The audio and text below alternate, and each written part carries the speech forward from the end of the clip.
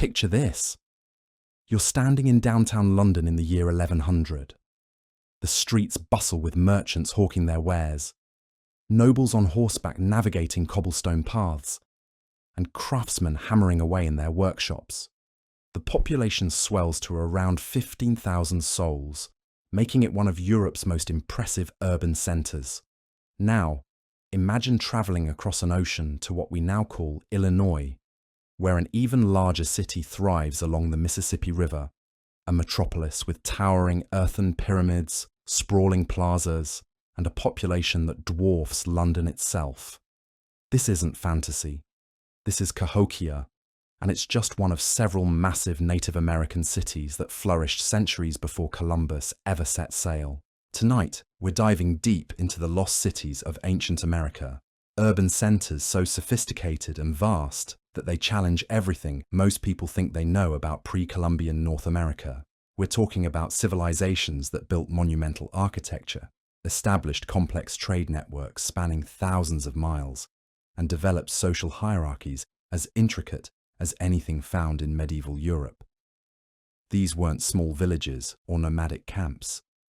These were genuine cities with populations in the tens of thousands, complete with suburbs, ceremonial districts, and defensive fortifications. Before you settle in for this journey through time, take a moment to like this video if you're enjoying what we're exploring together, and let me know in the comments where you're watching from and what time it is in your part of the world. It's always fascinating to see who's joining us on these archaeological adventures from around the globe.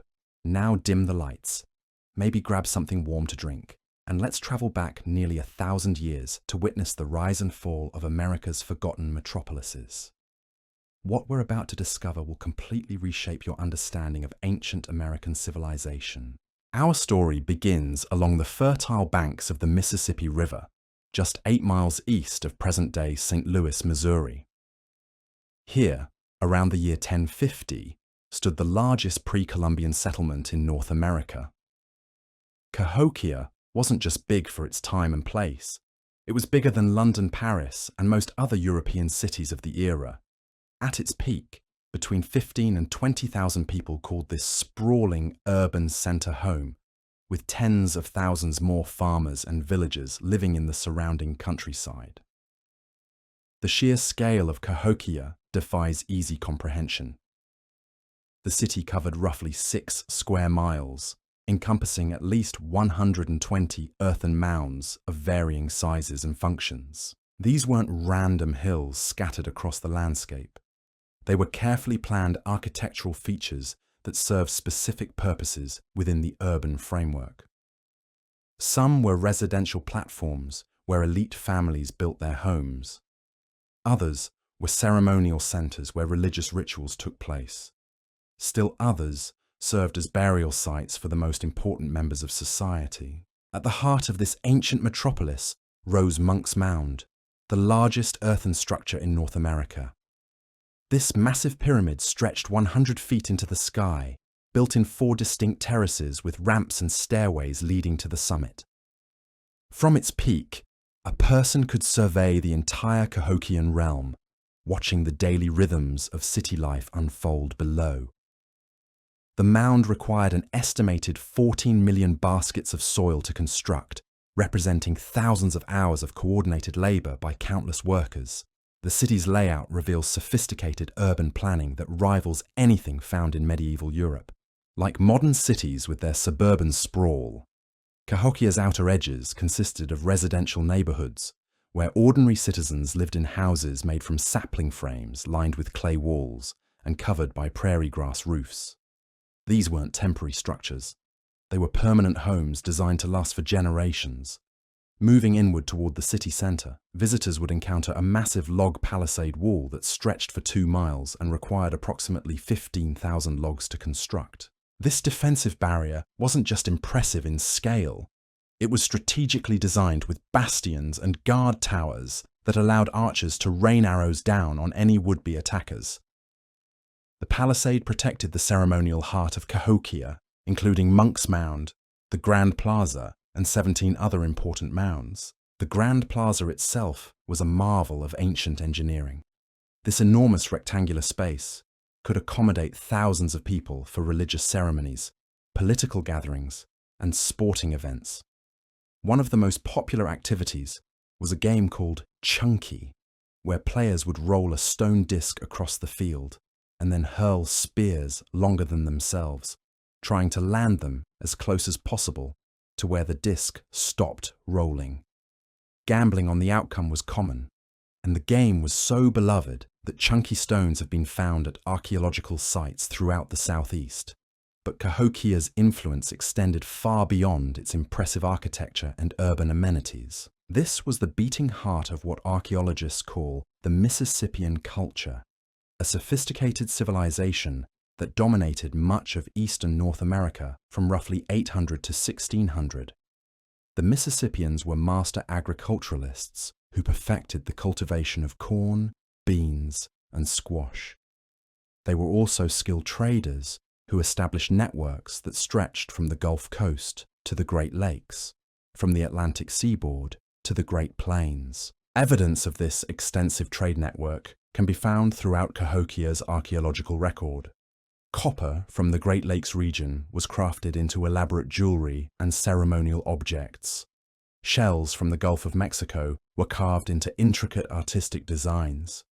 Mica from the Appalachian Mountains was shaped into decorative elements. Obsidian from the Rocky Mountains was knapped into razor-sharp tools and weapons. These weren't casual exchanges between neighboring villages. This was a complex economic system that required sophisticated logistics, standardized currencies, and diplomatic relationships across vast distances. The social hierarchy at Cahokia was equally complex. Archaeological evidence suggests that power was concentrated in the hands of elite families who lived atop the largest mounds and were buried with elaborate grave goods. Mound 72, located less than half a mile south of Monk's Mound, provides a stark window into this stratified society. Dating to between 1050 and 1150, this burial site contains the remains of 272 individuals, many of whom appear to have been sacrificed. The largest single sacrifice involved 39 men and women who were executed simultaneously, representing the largest number of sacrificial victims ever found north of Mexico. The central burial in Mound 72 was clearly a person of extraordinary importance. The individual was laid to rest on a bed of 20,000 shell beads, arranged in the shape of a bird, probably a falcon or hawk. Surrounding this primary burial were hundreds of finely crafted artifacts, including copper sheets, mica ornaments, and bundles of arrows with points made from exotic materials. The sheer wealth concentrated in this single grave suggests that Cahokian society had developed the kind of extreme social stratification typically associated with complex state-level societies. Religious beliefs at Cahokia centered around what archaeologists call the Southeastern Ceremonial Complex, a shared system of symbols, rituals, and beliefs that spread throughout the Mississippian world. Central to this belief system was the concept of cosmic balance between the upper world of the sky and the lower world beneath the earth. The middle world, where humans lived, was seen as the battleground where these opposing forces met and struggled for dominance. Birds, particularly raptors like falcons and hawks, were associated with the upper world and represented war, death, and supernatural power. Water serpents and underwater panthers symbolized the lower world and were linked to fertility, healing, and renewal. Human figures depicted in Cahokian art often combined elements from both realms, suggesting that certain individuals, probably priests or chiefs, served as mediators between these cosmic forces. The artistic achievements of Cahokia were truly remarkable. Stone tablets carved with intricate images have been discovered throughout the site, depicting everything from mythological creatures to scenes of ritual activity. Copperworking reached extraordinary levels of sophistication, with artisans creating elaborate headdresses, breastplates, and ceremonial weapons. Even everyday pottery was decorated with complex geometric designs that reflected deeper symbolic meanings. One of the most intriguing aspects of Cahokian culture was their apparent fascination with astronomical observations. The layout of certain mound groups appears to align with significant celestial events like solstices and equinoxes.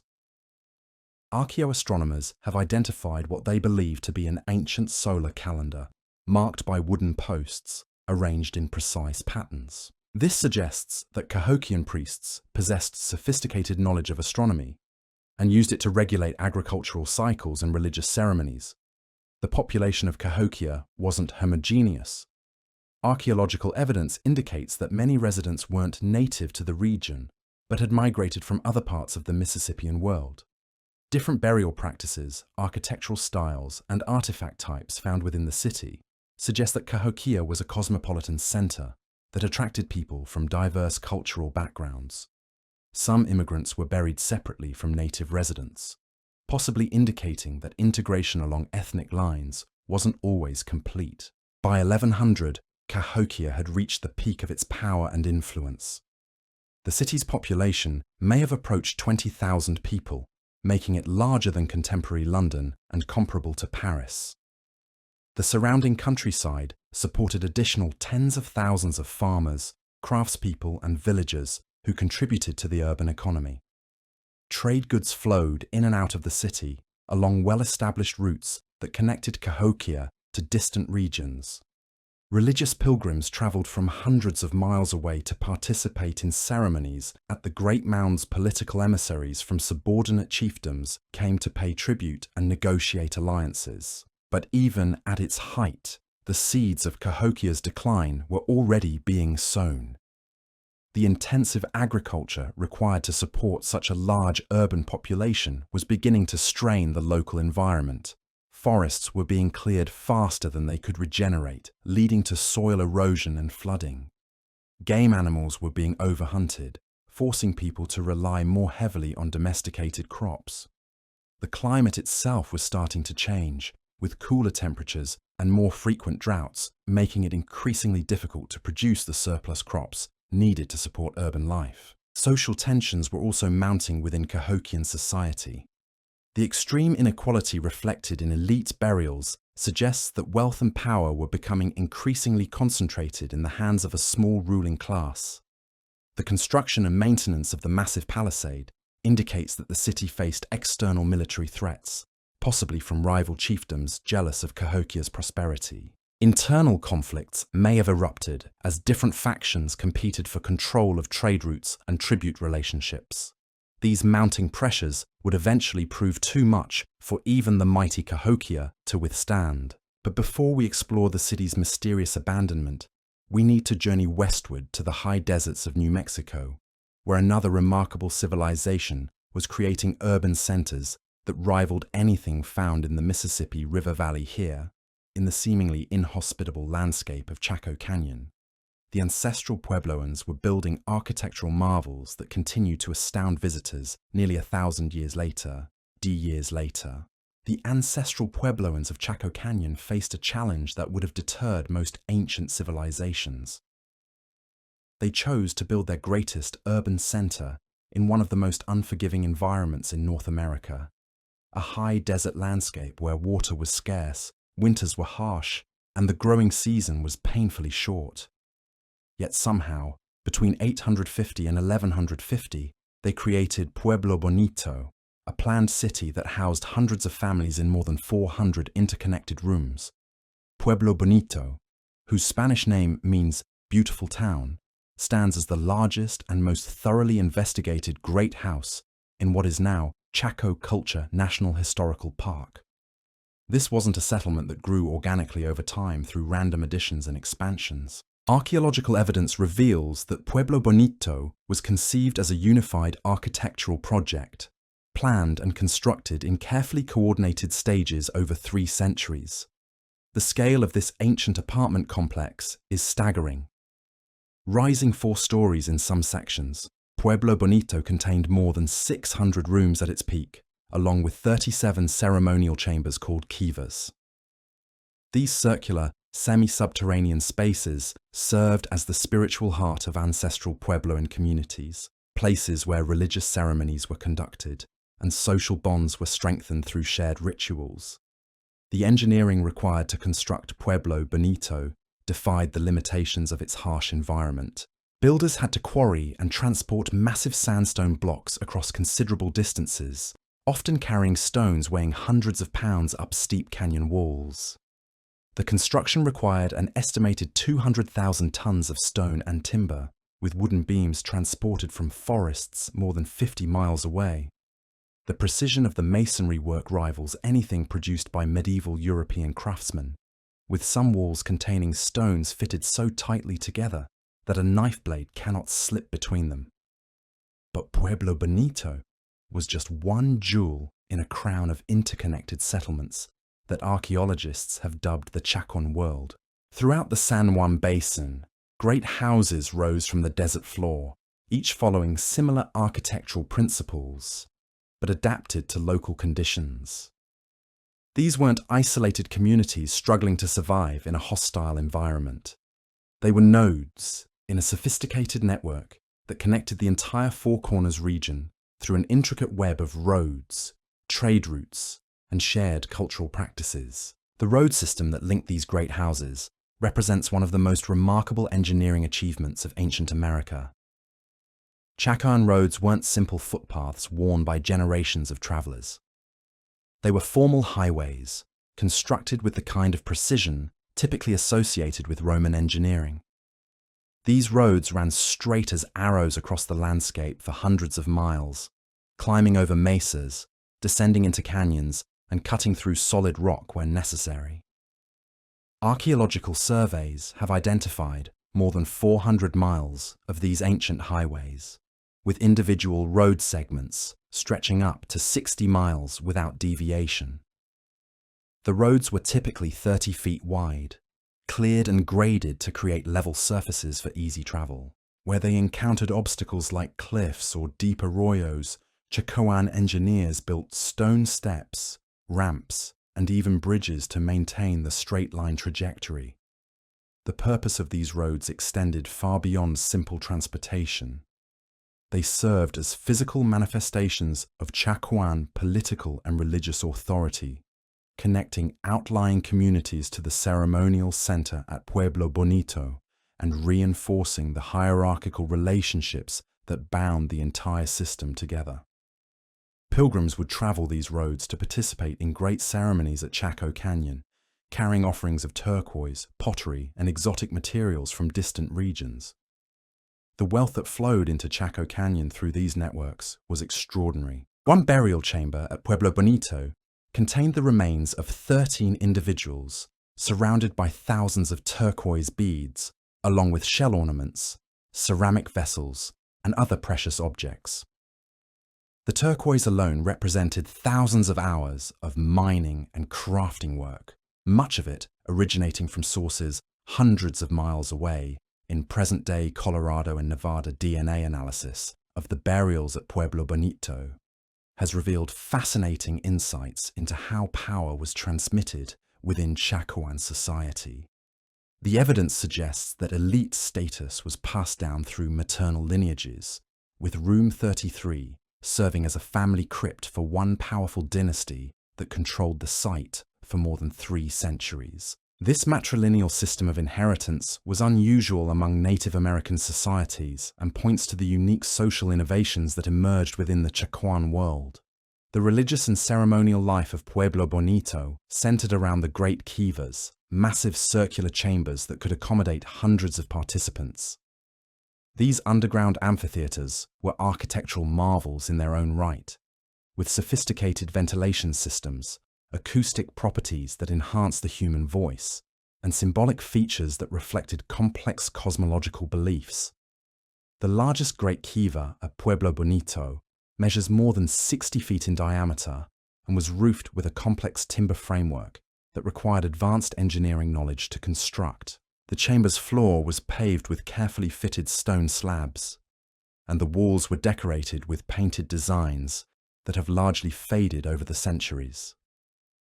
4 massive posts supported the roof, each positioned to align with cardinal directions and marking the sacred center of the ancestral Puebloan universe. Archaeological evidence suggests that Great Kivas hosted elaborate ceremonies that drew participants from across the Chacoan world. Pottery fragments found in these chambers indicate that feasting was an important component of these gatherings, with thousands of ceramic vessels being broken and discarded after ritual meals. The scale of these events required careful planning and coordination, with communities throughout the region contributing food, labor, and ceremonial objects to ensure their success. The daily life of Pueblo Bonito's residents was structured around the rhythms of agriculture and ceremony. Despite the challenging environment, ancestral Puebloan farmers developed sophisticated techniques for growing corn, beans, and squash in the high desert. They constructed elaborate irrigation systems that captured and channeled precious rainwater, built terraced gardens that prevented soil erosion, and developed drought-resistant varieties of crops that could survive in marginal conditions. The residential rooms at Pueblo Bonito tell the story of families who lived in this urban environment for generations. Each room served multiple functions, with evidence of food storage, craft production, and domestic activities scattered throughout the complex. The walls were often plastered and painted with geometric designs, creating living spaces that were both functional and aesthetically pleasing. Women played crucial roles in maintaining the household economies that sustained Pueblo Bonito. They were responsible for pottery production, textile weaving, food preparation, and child rearing. The ceramic vessels produced by ancestral Puebloan women were among the finest ever created in North America, with complex geometric designs that reflected deep symbolic meanings related to water, fertility, and cosmic balance. Men focused on activities like hunting, trade, construction, and ceremonial leadership. They traveled the great roads carrying goods between communities, participated in the complex rituals that took place in the kivas, and provided the skilled labor needed to maintain and expand the great houses. The division of labor was carefully organized to maximize efficiency and ensure that all necessary tasks were completed. Children grew up in an environment where education was integrated into daily life. They learned essential skills by observing and participating in adult activities, gradually taking on more responsibility as they matured. By adolescence, young people were expected to contribute meaningfully to their community's economic and ceremonial life. The Chacuan world reached its zenith around 1100, when Pueblo Bonito housed its largest population, and the Great Road system connected dozens of outlying communities to the ceremonial center. Trade networks stretched from the Pacific coast to the Great Plains, bringing exotic materials like macaw feathers from Mesoamerica and copper bells from Mexico. The influence of Chacoan culture could be felt across much of the American Southwest, with distinctive architectural styles, pottery designs, and ceremonial practices spreading far beyond the San Juan Basin. But like Cahokia, the Chacoan system contained the seeds of its own destruction. The intensive agriculture required to support large populations in such a marginal environment was pushing ecological limits. Tree ring data indicates that the region experienced severe droughts during the late 1000s and early 1100s, making it increasingly difficult to produce reliable crop yields. Soil erosion and salinization degraded agricultural lands, forcing farmers to abandon fields that had been productive for generations. Social tensions were also mounting within Chacoan society. The elaborate ceremonies and monumental construction projects that define the culture required enormous investments of labor and resources. As environmental conditions deteriorated and agricultural surpluses declined, it became increasingly difficult to maintain the complex social and economic systems that held the Chacoan world together. Evidence of violence begins to appear in the archaeological record during the final phases of Chacoan occupation. Defensive walls were built around some great houses, and human remains show signs of warfare and cannibalism. The roads that had once facilitated peaceful trade and ceremonial exchange may have become highways for raiding parties and military expeditions. By 1150, the great houses of Chaco Canyon were largely abandoned. The carefully maintained roads fell into disuse, and the trade networks that had sustained the system for 3 centuries collapsed. Some populations migrated north to Mesa Verde, where they would create the spectacular cliff dwellings that continue to capture the imagination of modern visitors. Others moved south and east, eventually joining the Pueblo communities of the Rio Grande Valley. The abandonment of Chaco Canyon marked the end of one of North America's most remarkable urban experiments. But far to the east, along the rivers of present-day Oklahoma, another great center was reaching the height of its power and influence. Spiro Mounds would become the capital of a trade empire that rivaled anything seen in the ancient Americas, connecting communities from the Rocky Mountains to the Atlantic coast through networks of exchange that carried not just goods, but ideas, technologies, and artistic traditions across vast distances. The story of Spiro Mounds begins in the rolling hills of eastern Oklahoma, where the Arkansas River winds through fertile bottomlands that supported human habitation for thousands of years. But around 800, something extraordinary began to take shape along these riverbanks. What started as a small farming village would eventually grow into the nerve center of a trade empire that stretched across 2/3 of what is now the United States. Spiro wasn't built for defense like the palisaded walls of Cahokia, nor was it engineered to overcome environmental challenges like Pueblo Bonito in the harsh desert. Instead, Spiro was positioned to take advantage of one of North America's greatest natural highways, the Arkansas River system that connected the Great Plains to the Mississippi River and ultimately to the Gulf of Mexico. From this strategic location, the people of Spiro would orchestrate one of the most sophisticated trade networks ever established by ancient Americans. The site itself consisted of 12 earthen mounds arranged around ceremonial plazas, but it was what lay hidden within these mounds that would eventually reveal the true scope of Spiro's influence. Unlike the solid earthen construction of Cahokian mounds, several of Spiro's burial mounds contained hollow chambers that served as elaborate crypts for the elite members of society. These sealed burial chambers, protected from moisture and temperature fluctuations by thick earthen walls, would preserve organic materials for centuries in ways that few other North American sites could match. At its peak, around 1200, Spiro supported a population of approximately 10,000 people living in the ceremonial center and surrounding settlements. But the site's true significance lay not in its size, but in its role as the beating heart of what archaeologists call the Mississippian interaction sphere. This wasn't simply a trade network in the modern sense of economic exchange.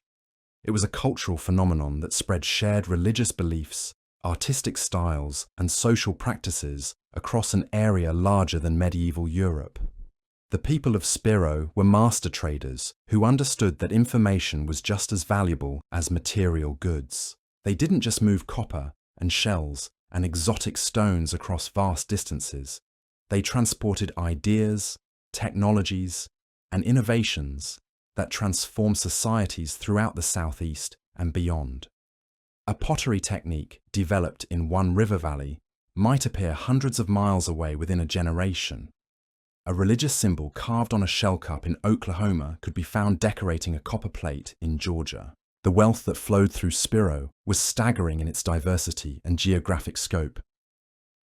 Copper from the Great Lakes region arrived as raw material and was transformed by skilled artisans into elaborate ceremonial objects. Mica from the Appalachian Mountains was carved into intricate silhouettes of hands, birds, and human figures. Galena from the upper Mississippi Valley was ground into paint pigments. Marine shells from both the Atlantic and Gulf coasts were fashioned into cups, gorgets, and beads. But perhaps the most remarkable aspect of Spiro's trade network was its connection to Mesoamerica. Macaw feathers from tropical Mexico adorned the ceremonial regalia of Spiro's elite.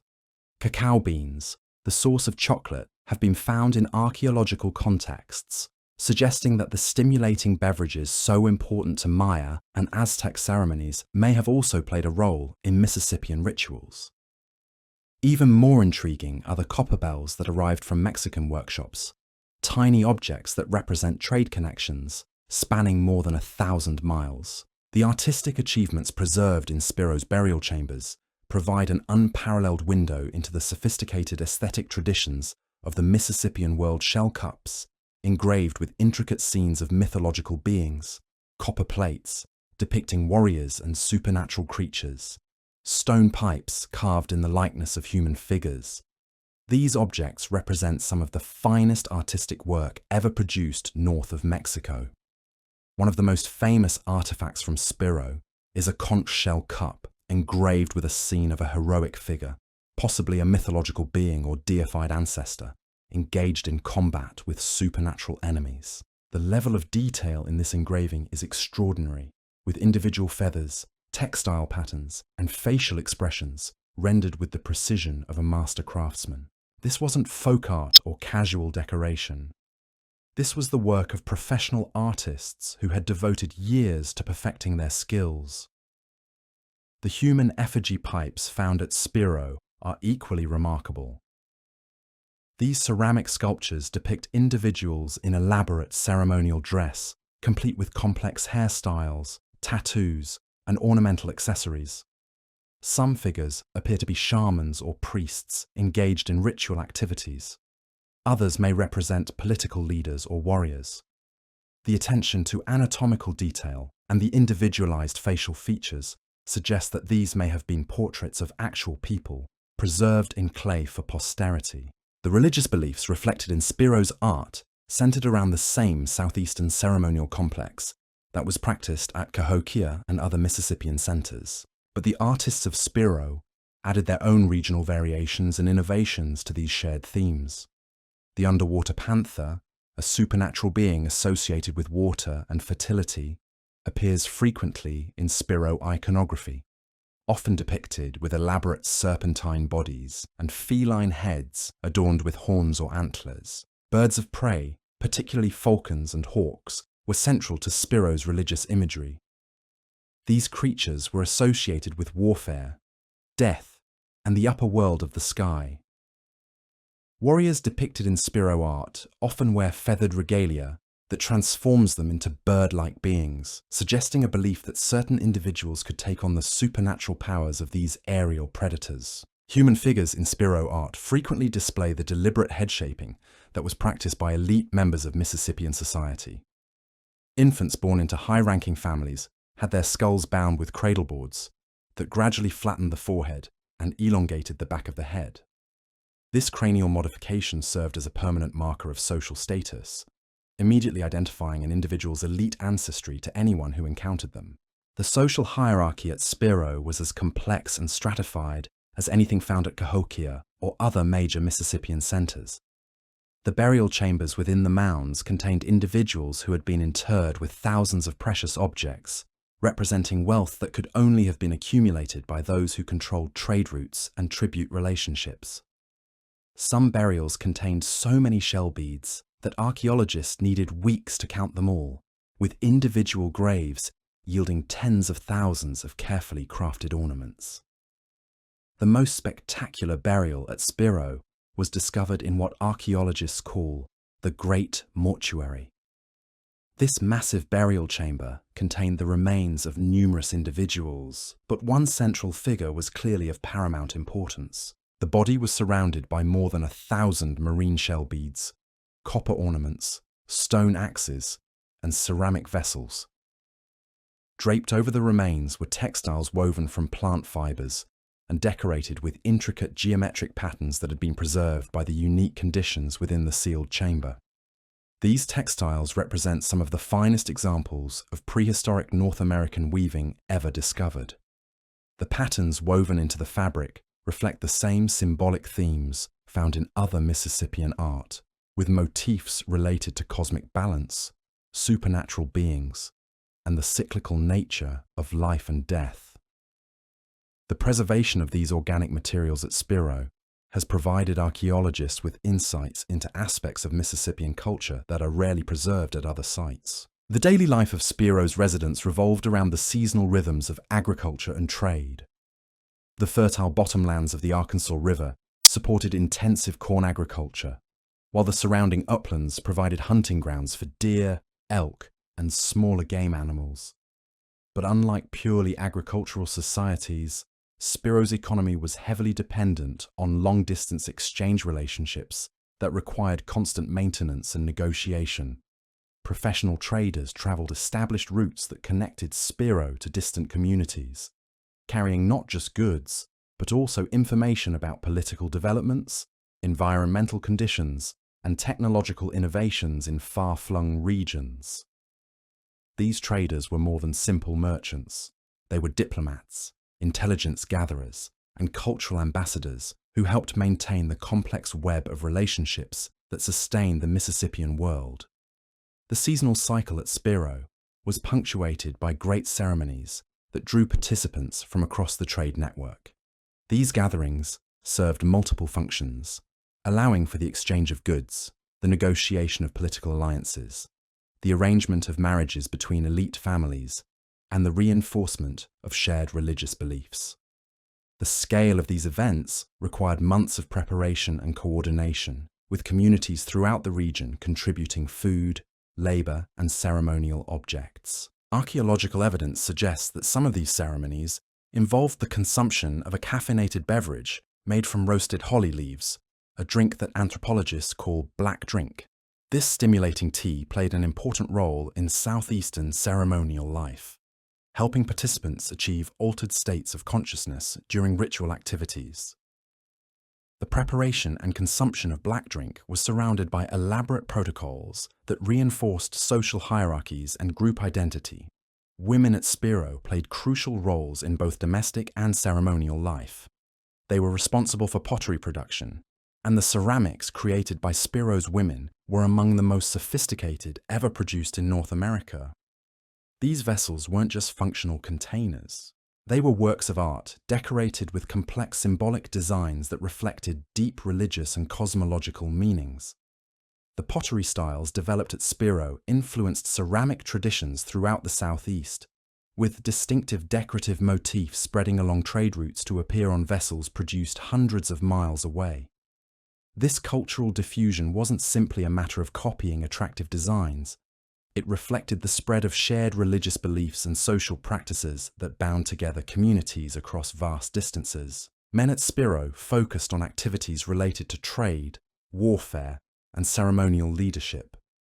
They were the ones who traveled the dangerous routes that connected distant communities, negotiated complex exchange relationships, and led the military expeditions that were sometimes necessary to maintain Spiro's position within the regional power structure. The elaborate warrior imagery found in Spiro's art suggests that martial prowess was highly valued, and that successful war leaders could achieve elevated status within society. Children grew up in an environment where they were constantly exposed to people and objects from distant regions. A child at Spiro might play with toys made from Great Lakes copper, while eating food served in pottery decorated with motifs from the Gulf Coast. This cosmopolitan atmosphere would have created individuals who were comfortable with cultural diversity and skilled at navigating complex social situations. The educational system at Spiro was designed to prepare young people for lives that would involve constant interaction with outsiders. Children learned not just the practical skills needed for survival, but also the diplomatic and linguistic abilities required to function in a multicultural trade environment. The most promising young people might be selected for specialized training that would prepare them for careers as traders, artisans, or religious leaders. By 1400, Spiro had reached the pinnacle of its power and influence. The site controlled trade routes that stretched from the Rocky Mountains to the Atlantic Ocean, from the Great Lakes to the Gulf of Mexico. Exotic materials flowed through Spiro's markets, while the artistic styles and religious beliefs developed there spread to communities throughout eastern North America. The wealth and cultural sophistication achieved at Spiro rivaled anything found in contemporary Mesoamerican centers. But this golden age would not last forever. Environmental pressures were beginning to mount as the climate shifted toward cooler and drier conditions. The intensive agriculture that supported large populations was becoming less reliable as growing seasons shortened and rainfall patterns changed. Social tensions were emerging as the gap between elite and commoner widened, and the complex trade relationships that sustained the system became increasingly difficult to maintain. evidence of conflict begins to appear in the archaeological record during the final phases of Spiro's occupation. Defensive structures were built around some areas of the site, and human remains show signs of violence. The elaborate burial ceremonies that had once reinforced social solidarity were becoming less frequent as resources became scarce and political authority weakened. The end came gradually rather than suddenly. By 1450, the great burial chambers were sealed for the final time, and the trade networks that had sustained Spiro for 6 centuries began to collapse. Some populations migrated to other regions, joining established communities or founding new settlements. Others may have simply dispersed into smaller, more sustainable social groups that could better adapt to changing environmental and political conditions. The abandonment of Spiro marked the end of another chapter in the story of ancient American urbanism. But even as these great centers were declining, other Native American societies were reaching new heights of architectural and social achievement. In the river valleys of Alabama, the people of Moundville were creating one of the most impressive ceremonial complexes ever built in North America. A carefully planned urban center that would dominate the Southeast for more than 3 centuries. The story of Moundville begins along the Black Warrior River in west-central Alabama, where fertile alluvial soils and abundant water created ideal conditions for intensive agriculture. Around the year 1000, what started as a modest farming settlement began transforming into something extraordinary. By 1200, Moundville had become the second-largest Mississippian center in North America, trailing only Cahokia in size and complexity.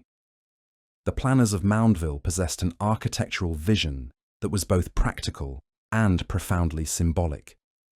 They arranged 29 earthen mounds around an enormous rectangular plaza that could accommodate thousands of people for ceremonies, games, and political gatherings. But this wasn't a random collection of buildings scattered across the landscape. The mounds were carefully positioned to reflect the social hierarchy of the community, with the largest and most important structures placed on the northern edge of the plaza. The largest mound at Moundville rises 60 feet above the surrounding terrain, creating a platform that elevates its occupants both literally and figuratively above the rest of society. From this commanding height, the elite families who controlled Moundville could survey their domain while demonstrating their elevated status to everyone below.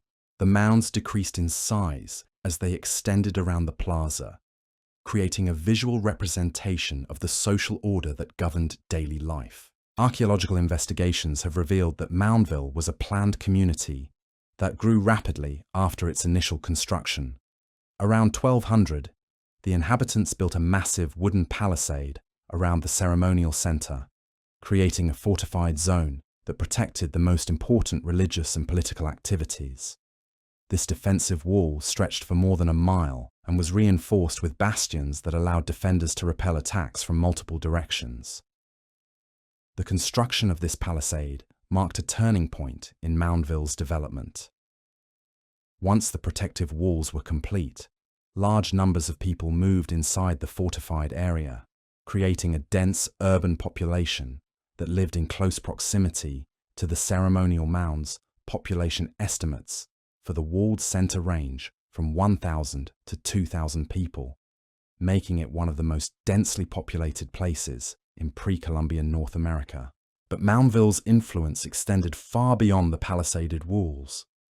The surrounding Black Warrior River Valley supported approximately 10,000 additional people living in smaller settlements, farmsteads, and specialized craft production sites. These outlying communities were integrated into Moundville's economic and political system through networks of tribute, trade, and kinship that bound the entire region together under centralized authority. The agricultural foundation that supported this large population was remarkably sophisticated. Mississippian farmers had perfected techniques for growing corn, beans, and squash in combination, creating what modern agriculturalists call the Three Sisters. These crops complemented each other nutritionally and agriculturally, with corn providing stalks for beans to climb, beans fixing nitrogen in the soil to benefit all 3 plants, and squash spreading along the ground to suppress weeds and retain moisture.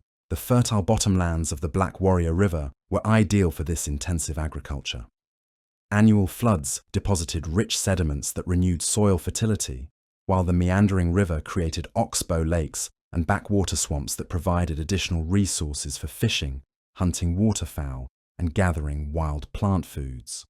The combination of reliable agriculture and diverse wild resources created the economic surplus necessary to support large populations and complex social institutions. The people of Moundville were master potters, who created some of the most sophisticated ceramics ever produced in North America. Their vessels weren't simply functional containers for storing and serving food. They were works of art, decorated with complex symbolic designs that reflected deep religious and cosmological beliefs. The iconography found on Moundville pottery draws heavily from the southeastern ceremonial complex, featuring images of raptorial birds, underwater panthers, human figures with supernatural attributes, and geometric patterns that represented cosmic forces. One of the most distinctive aspects of Moundville pottery is the frequent depiction of hands and eyes, symbols that appear to be related to concepts of spiritual vision and supernatural power. Some vessels feature realistic human faces with elaborate tattoos or paint designs, suggesting that these may have been portraits of specific individuals, possibly ancestors or deified leaders who continue to play important roles in community life after death. The artistic traditions at Moundville extended beyond pottery to include sophisticated work in stone, copper, and shell. Stone palettes carved with intricate designs were used for grinding pigments and preparing body paints. Copper ornaments hammered into complex shapes adorned the bodies of elite individuals during important ceremonies. Marine shells from the Gulf Coast were transformed into cups, gorgets, and beads that served both decorative and ceremonial functions. The religious life of Moundville centered around the Great Plaza and the ceremonial activities that took place there throughout the year. Archaeological evidence suggests that large-scale feasting was an important component of these gatherings, with thousands of ceramic vessels being broken and discarded after ritual meals. The scale of food preparation required for these events would have necessitated careful planning and coordination, with communities throughout the region contributing agricultural surplus to support the ceremonies. The burials discovered at Moundville provide fascinating insights into the complex social hierarchy that governed the community. Elite individuals were interred within the mounds themselves, often accompanied by elaborate grave goods that reflected their elevated status. These burial assemblages include copper axes, stone ceremonial weapons, marine shell ornaments, and pottery vessels of exceptional quality and artistic sophistication. One particularly remarkable burial contained an individual who had been interred with more than 3,000 marine shell beads, along with copper ornaments, stone tools, and ceramic vessels. The sheer quantity of labor represented by these grave goods, from the mining and working of copper to the long-distance transport of marine shells, indicates that this person had controlled vast resources and commanded the labor of many skilled craftspeople. But not everyone at Moundville enjoyed such elevated status. The majority of burials contain individuals who were interred with modest grave goods or no accompanying objects at all. This stark contrast in burial treatment reflects the highly stratified nature of Mississippian society, where a small elite controlled most of the community's wealth and power, while the majority of people lived as commoners or even slaves. The evidence for slavery at Moundville is particularly compelling. Some burials contain individuals who appear to have been sacrificed to accompany elite deaths, suggesting that certain people were considered property rather than independent members of society. These sacrificial victims were often buried in positions that indicate they had been bound or restrained, and they typically show signs of violent death. The daily life of Moundville's residents was structured around the seasonal cycles of agriculture and ceremony. Spring brought the planting of crops and the renewal ceremonies that ensured successful harvests. Summer was a time of intensive agricultural labor, tending the growing crops and preparing for the harvest season. Fall brought the gathering of crops and the great ceremonies that celebrated the community's prosperity and reinforced social bonds. Winter was traditionally a time for craft production, storytelling, and the maintenance of social relationships through visiting and gift exchange. This was when the most elaborate artistic objects were created, as skilled craftspeople had time to devote to complex projects that required weeks or months to complete. It was also when young people received intensive training in the skills they would need as adults, from pottery making and textile production to hunting techniques and religious knowledge. The role of women in Moundville society was complex and varied according to social status. Elite women appear to have wielded considerable political and religious authority, with some being buried with the same types of prestigious grave goods typically associated with male leaders. These women may have served as priestesses, political advisors, or even rulers in their own right. Common women focused primarily on domestic activities like food preparation, child rearing, and craft production. They were responsible for growing and processing much of the plant food that sustained the community, from tending garden plots near their homes to gathering wild nuts, berries, and medicinal plants from the surrounding forests. The pottery that has made Moundville famous was created almost entirely by women, who passed their knowledge and skills down through generations of mothers and daughters. Men's roles were similarly stratified by social class. Elite men served as political leaders, war chiefs, and high-ranking priests who conducted the most important religious ceremonies. They were the ones who negotiated with leaders from other communities, led military expeditions when conflicts arose, and made the major decisions that affected the entire community. Common men worked primarily as farmers, hunters, and craft specialists. They cleared fields for agriculture, constructed and maintained the earthen mounds and wooden buildings, and provided the skilled labor needed for major construction projects. During times of conflict, they served as warriors defending their community against external threats. The children of Moundville grew up in an environment where their future roles were largely determined by the circumstances of their birth. Elite children received education that prepared them for leadership positions, learning the complex religious knowledge, diplomatic skills, and administrative abilities they would need as adults. They were taught to read the symbolic meanings embedded in art and architecture, to conduct elaborate ceremonies, and to navigate the complex web of political relationships that bound together the Mississippian world. Common children learned the practical skills they would need to survive and contribute to their community's economic well-being. Boys learned hunting, farming, and craft techniques from their fathers and other male relatives. Girls learned food preparation, pottery making, and textile production from their mothers and female kin. Both boys and girls learned the stories, songs, and traditions that preserved their community's history and cultural identity. The political system that governed Moundville was based on the concept of chieftainship, where power was concentrated in the hands of a single leader and his extended family. This chief, who may have been considered semi-divine by his subjects, lived atop the largest mound and served as the primary intermediary between the human and supernatural worlds. He conducted the most important religious ceremonies, made decisions about war and peace, and controlled the distribution of prestige goods that flowed through long-distance trade networks. The chief's authority was supported by a complex hierarchy of sub-chiefs, priests, and administrators, who helped manage the various aspects of community life. These secondary leaders lived on smaller mounds arranged around the Great Plaza, their positions in the settlement reflecting their relative status within the political hierarchy. This system allowed for the coordination of large-scale activities while maintaining clear chains of command and responsibility.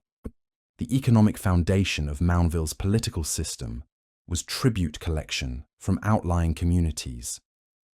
Smaller settlements throughout the Black Warrior River Valley were expected to contribute a portion of their agricultural surplus, craft products, and labor to support the ceremonial center and its elite inhabitants. This tributary relationship was reinforced through periodic ceremonies where representatives from outlying communities would travel to Moundville to participate in rituals that acknowledged their subordinate status. Trade relationships extended Moundville's influence far beyond the local region. Exotic materials from distant sources flowed into the community, where they were transformed into prestige objects that reinforced the status of elite families. Copper from the Great Lakes, marine shells from the Gulf Coast, and mica from the Appalachian Mountains all found their way into Moundville's workshops, where skilled artisans created the elaborate ornaments and ceremonial objects that have made the site famous among archaeologists. The religious beliefs practiced at Moundville were part of the broader southeastern ceremonial complex that linked Mississippian communities across much of eastern North America Central. To this belief system was the concept of cosmic dualism, where the universe was divided into opposing but complementary forces that had to be kept in balance through proper ritual observance. The upper world was associated with the sky, birds of prey, fire, warfare, and masculine power. The lower world was linked to water, serpents, fertility, healing, and feminine power. The middle world, where humans lived, was the battleground where these opposing forces met and struggled for dominance. Certain individuals, particularly chiefs and priests, were believed to possess the spiritual power necessary to mediate between these cosmic realms and maintain the delicate balance that kept the world functioning properly. The Great Plaza at Moundville served as the stage where many of these cosmic dramas were enacted through elaborate ceremonies that could last for days or weeks. These events brought together thousands of participants from throughout the region, creating spectacles that reinforce shared beliefs while demonstrating the power and authority of Moundville's elite leaders. Archaeological evidence suggests that some of these ceremonies involved human sacrifice, though on a much smaller scale than what has been documented at sites like Cahokia. The sacrificial victims were typically individuals of low social status, possibly slaves or prisoners of war, who were killed to accompany elite burials or to mark important ceremonial occasions. These practices, while disturbing to modern sensibilities, were considered necessary for maintaining cosmic balance and ensuring the continued prosperity of the community. The astronomical knowledge possessed by Moundville's priests was remarkably sophisticated. The alignment of certain mounds and architectural features suggests that they tracked the movements of the sun, moon, and stars with considerable precision. This knowledge was essential for timing agricultural activities and ceremonial events, but it also served to reinforce the priest's claims to supernatural power and divine authority. The seasonal ceremonies conducted at Moundville were carefully coordinated with celestial events like solstices and equinoxes. These astronomical alignments weren't simply practical tools for keeping track of time. They were physical manifestations of the cosmic order that governed all aspects of life, providing tangible evidence that the community's leaders possessed the spiritual power necessary to maintain harmony between the human and supernatural worlds. The artistic achievements of Moundville reached their peak during the 13th and 14th centuries, when the community's wealth and political power were at their greatest. The pottery produced during this period displays a level of technical and artistic sophistication that rivals the finest ceramics produced anywhere in the pre-Columbian Americas. The iconographic programs depicted on these vessels reflect a complex mythology that was shared across the Mississippian world while incorporating local variations and innovations. The decline of Moundville began gradually during the 15th century, as environmental and social pressures mounted throughout the Mississippian world. Climate change brought cooler temperatures and more variable precipitation patterns, making agriculture less reliable and reducing the surplus production that supported large populations and complex social institutions. Political conflicts between competing chiefdoms disrupted trade relationships and diverted resources toward military activities rather than ceremonial display and monumental construction. Archaeological evidence from Moundville's final phases shows signs of population decline, reduced construction activity, and changes in burial practices that suggest the breakdown of traditional social hierarchies. The elaborate mortuary ceremonies that had once reinforced elite status became less frequent, while defensive structures were built around parts of the site, indicating increased concerns about security and warfare. By 1500, Moundville had been largely abandoned as a major population center, though it continued to serve as a sacred site where certain ceremonies were conducted by descendant communities. The great mounds that had once supported the homes of powerful chiefs stood empty, slowly being reclaimed by the forest that surrounded them. The complex political and economic systems that had sustained the community for more than 3 centuries had collapsed, leaving behind only the monumental earthworks that continue to inspire awe and wonder among modern visitors. The story of Moundville's rise and fall reflects broader patterns that affected Mississippian societies throughout eastern North America. These communities had developed sophisticated solutions to the challenges of organizing large populations, managing complex economies, and maintaining social cohesion across vast territories. But they had also created systems that were vulnerable to environmental fluctuations and dependent on continued population growth and economic expansion.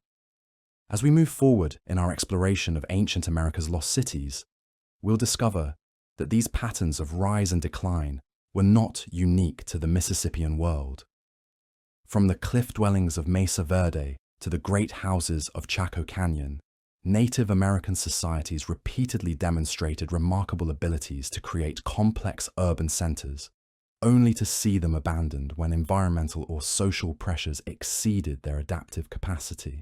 The legacy of Moundville lives on in the modern Muscogee Creek, Cherokee, and other southeastern tribes who trace their ancestry back to the Mississippian peoples. The artistic traditions, agricultural techniques, and social practices developed at sites like Moundville continued to influence Native American cultures long after the great ceremonial centers were abandoned. Even today, traditional pottery makers, dancers, and storytellers preserve elements of this ancient heritage, keeping alive connections to one of North America's most remarkable urban civilizations. The archaeological investigation of Moundville continues to yield new insights into the complexity and sophistication of ancient American societies. Recent excavations have uncovered evidence of specialized craft production areas, elaborate water management systems, and architectural features that suggest even greater levels of social organization than previously imagined. Each new discovery adds another piece to the puzzle of how these remarkable communities functioned and why they ultimately chose to abandon their magnificent ceremonial centers. As we stand today among the silent mounds that once echoed with the voices of thousands of people, we're reminded that the history of human civilization in the Americas extends back far beyond the arrival of European explorers. The cities we've explored tonight, from Cahokia's towering pyramids to Moundville's carefully planned plazas, represent achievements that rival anything produced by their contemporaries in Europe, Asia, or Africa. They challenge us to reconsider our assumptions about the past and to recognize the remarkable diversity of human experiences that have unfolded across this continent over thousands of years. But the story of ancient American cities doesn't end in the river valleys of Alabama. Far to the southwest, in the dramatic landscape of Colorado's Mesa Verde, another remarkable chapter in Native American urbanism was unfolding. Here, perched on sheer cliff faces, hundreds of feet above canyon floors, the ancestral Puebloans created some of the most spectacular and defensible cities ever constructed in North America. Mesa Verde represents a completely different approach to urban planning, one born from necessity and shaped by an increasingly dangerous world. While Cahokia sprawled across fertile river bottoms and Moundville commanded strategic valleys, the cliff dwellings of Mesa Verde were built for survival. These weren't cities designed to impress visitors or demonstrate wealth. They were fortresses carved into living rock, accessible only by treacherous handholds and narrow ledges that could be defended by a handful of warriors. The most famous of these cliff cities is Cliff Palace, a sandstone metropolis that housed more than 100 people in over 150 rooms and 23 ceremonial kivas. Built into a massive alcove carved by wind and water over millions of years, Cliff Palace represented the pinnacle of ancestral Pueblo and architectural achievement. The construction required extraordinary skill and courage, with builders working on narrow ledges hundreds of feet above certain death. The masonry work at Cliff Palace rivals anything produced by medieval European stonemasons. Walls were constructed using carefully shaped sandstone blocks fitted together with such precision that many joints remain tight after 700 years of weathering. The builders had no metal tools, no wheeled vehicles, no beasts of burden. Every stone was shaped using harder stone hammers. Every timber was carried up cliff faces by human muscle power alone. The rooms within Cliff Palace served multiple functions, from residential spaces where families lived to storage chambers where corn, beans, and squash were kept for winter consumption. The kivas, those circular ceremonial chambers that were central to ancestral Pueblo and spiritual life, were masterpieces of engineering. Each was carved directly into the bedrock and lined with carefully fitted stone, creating acoustically perfect spaces where the human voice could carry clearly to every participant in religious ceremonies. The daily life of Cliff Palace residents was structured around the rhythms of agriculture and defense.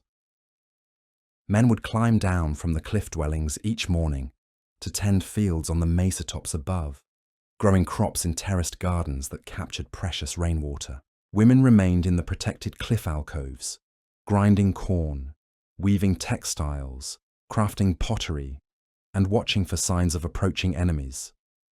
Children grew up in this vertical world, learning to navigate narrow ledges and steep handholds with the confidence of mountain goats. They played games of skill and chance in the plaza areas of the cliff dwellings, always under the watchful eyes of adults who understood that a single misstep could mean death. The socialization of children in this environment created individuals who were fearless climbers and skilled at moving through difficult terrain.